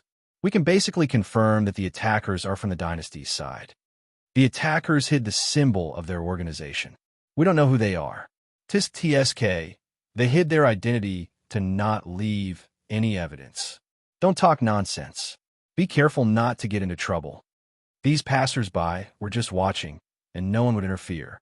No one wanted to get into trouble. The battle was intense. Roddick ordered his fleet to move as they fought, and the battlefield moved closer and closer to the next Stargate station. The Stargate station was guarded by the dynasty's fleet. Although Roddick knew that the attackers were definitely related to the dynasty could not openly attack the Modo civilization. Otherwise, the negative impact would be too great. Not only would it violate the dynasty's promise to open the flickering world freely, but it would also leave a political weakness. Under the influence of the superstar cluster civilizations, he was very clear about the nature of the three universal civilizations. In his eyes, the three universal civilizations were not only hooligans, but also bitches who had to establish a good reputation, wanted to justify their ruling position. Now that there were so many onlookers, Roddick knew that the dynasty's fleet at the Stargate station would have to come and help. Therefore, as long as he got close to the Stargate station, he would be able to force the attackers away. The fierce battle lasted for a while before the attackers finally stopped attacking and retreated from the battlefield. They entered hyperdrive mode one after another, turning into streams of light and disappearing from the radar. The enemy ran away. Seeing this, Lego's tense body finally relaxed. He hesitated and said, "Should we chase after them? We can't. This isn't our territory." Roddick's expression was ugly. Although he was furious, he did not lose his rationality. He clenched his teeth and said, "Clean up the battlefield and count the losses." The losses were calculated very quickly. The adjutant walked to the side and reported carefully, not daring to look at Roddick's face. "Report, we lost 8% of our armed frigates. 29% of our armed frigates suffered varying degrees of damage and are undergoing nano repair. The logistics team lost 37% of our spaceships, 15% of which were captured by the enemy, mainly transport ships." Roddick's vision turned black. More than a third of the logistics team was gone. They had lost a lot of resources. This ambush had caused them too great a loss. A huge loss. This is outrageous. The faces of the Moto 3 kings were as dark as the bottom of a pot. They did not hang up the communication the entire time and witnessed how the expedition fleet suffered heavy losses. The three of them had high hopes for the expedition fleet and Roddick, but they had suffered such a huge loss right after entering the flickering world. The three kings' disappointment and anger toward Roddick were beyond words. "I'm sorry, this is my fault." Riddick quickly turned around and gritted his teeth as he took the pot. As the commander, there was no way Roddick could get rid of this blame. He had fallen into the trap, and he could not blame the enemy for setting up a trap here. No matter how good the reason was, a huge loss was a huge loss. It was a fact that he did not protect the logistics team well. If he still tried to explain, it would easily leave the three kings with the impression that he was shirking responsibility. Therefore, no matter how frustrated he was, he could only swallow it. "We let you lead the expedition fleet because we trusted your ability, but your current performance makes us wonder if this is the right decision." The three kings scolded sternly. Roddick did not dare talk back to the leader at all. He stood there and took the scolding like a grandson. He could only promise that he would be more careful in the future. After a round of scolding, the three kings told him to deal with the follow-up problems quickly before hanging up the communication with a dark expression. Only then did Roddick stand up straight. His face was green, and he was so frustrated that he was about to explode. He knew that he had already left a bad impression on his superiors. If he could not make up for his mistake, his future would definitely be bleak. The atmosphere in the room was cold. Everyone looked at Roddick with fear. Originally, they needed Roddick to continue giving orders to the fleet to carry out the next step, but no one dared to take the risk. Legos coughed, braced himself, and said, "There are only a handful of super mechas in the Empire." Although the other party used virtual intrusion, they did not show themselves. Based on the efficiency of the other party's virtual intrusion, I think it's most likely Black Star. There's no need to guess. It's him.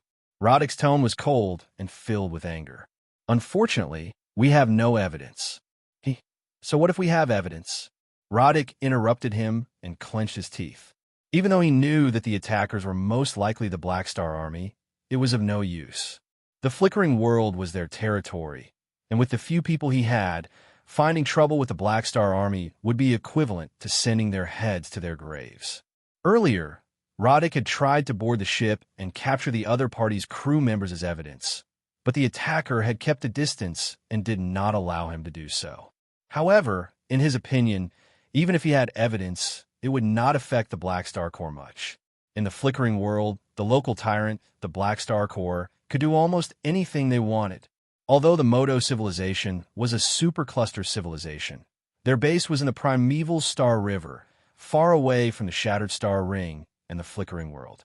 No matter how strong they would not be able to do anything to the Black Star Corps.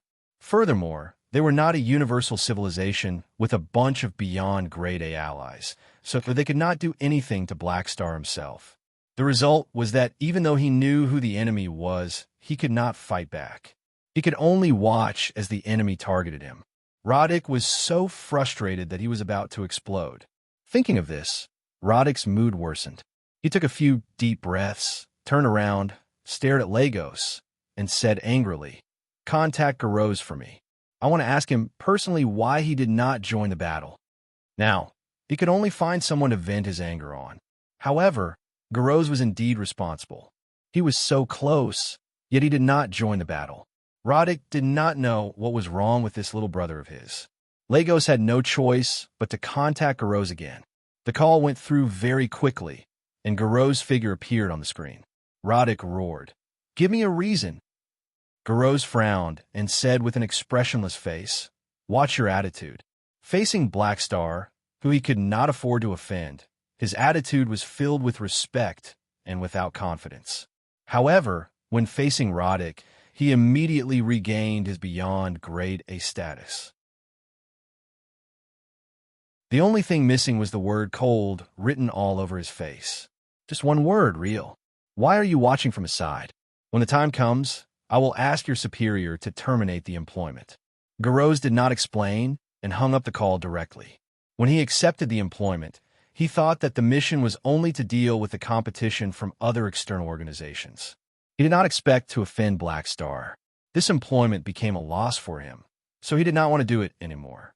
Even if he had to suffer a loss for breaching the contract, it was better than getting involved in the conflict between the Modo civilization and the Black Star Corps.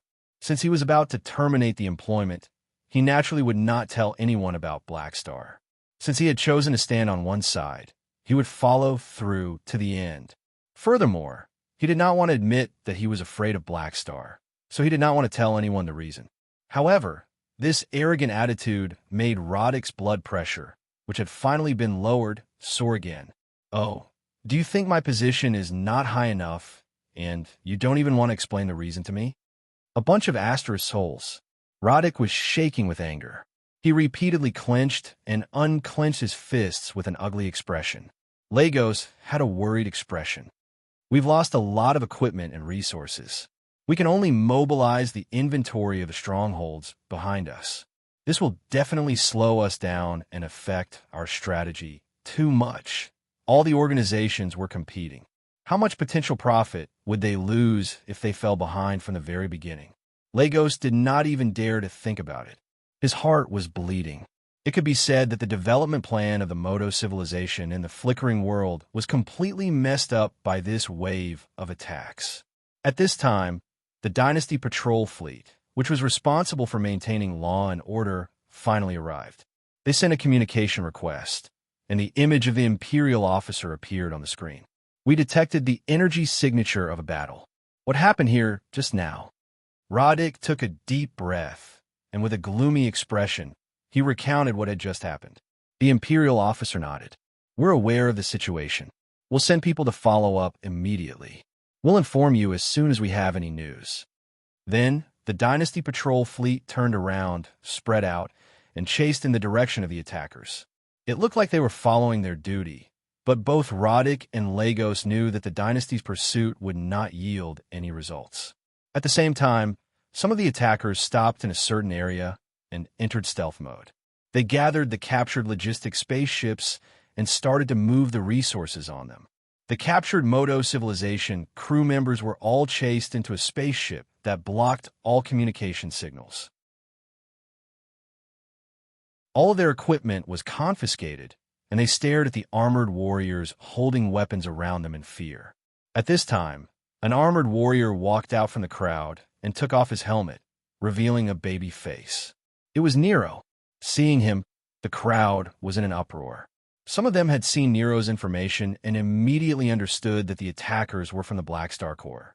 Nero looked around and tried his best to put on a dignified expression, but this only made his baby face look cuter. There are two paths in front of you now. First, death. Second, give up your freedom in exchange for life and work for us forever. The crowd fell silent. At this time, a voice suddenly sounded. Aren't you afraid that we'll betray you? Nero narrowed his eyes. Who's speaking? As soon as he said that, a short moto person walked out and said in a low voice, I'm the deputy logistics manager of this trip, and I'm also the leader of the technical team. I'm a senior engineer. Nero's eyes sparkled. He seemed to have caught a senior technical officer of the enemy. You don't have to worry about that. You won't have the chance to come into contact with the outside world and will forever be shadows of the army, Nero said slowly. We won't force those who are unwilling. The hatch is right beside you. Jump into the universe yourself. Now, make your choice. It seems like we don't have any other choice. The deputy logistics manager had a helpless expression. Everyone looked at one another and did not hesitate much. Everyone chose the second path. Very quickly, Nero picked out some of the technical talents. These people were all useful and would secretly work for the army in the future. As for the other non-technical crew members, according to Han Zhao's intentions, they would be sent to the Kundi race's planet. As for whether they would become slaves or be torn apart by the Kundi race, it did not matter to him. After all, they were just there for the Kundi race to vent their anger. These people were able to participate in the expedition of the Moto civilization, so they were basically soldiers.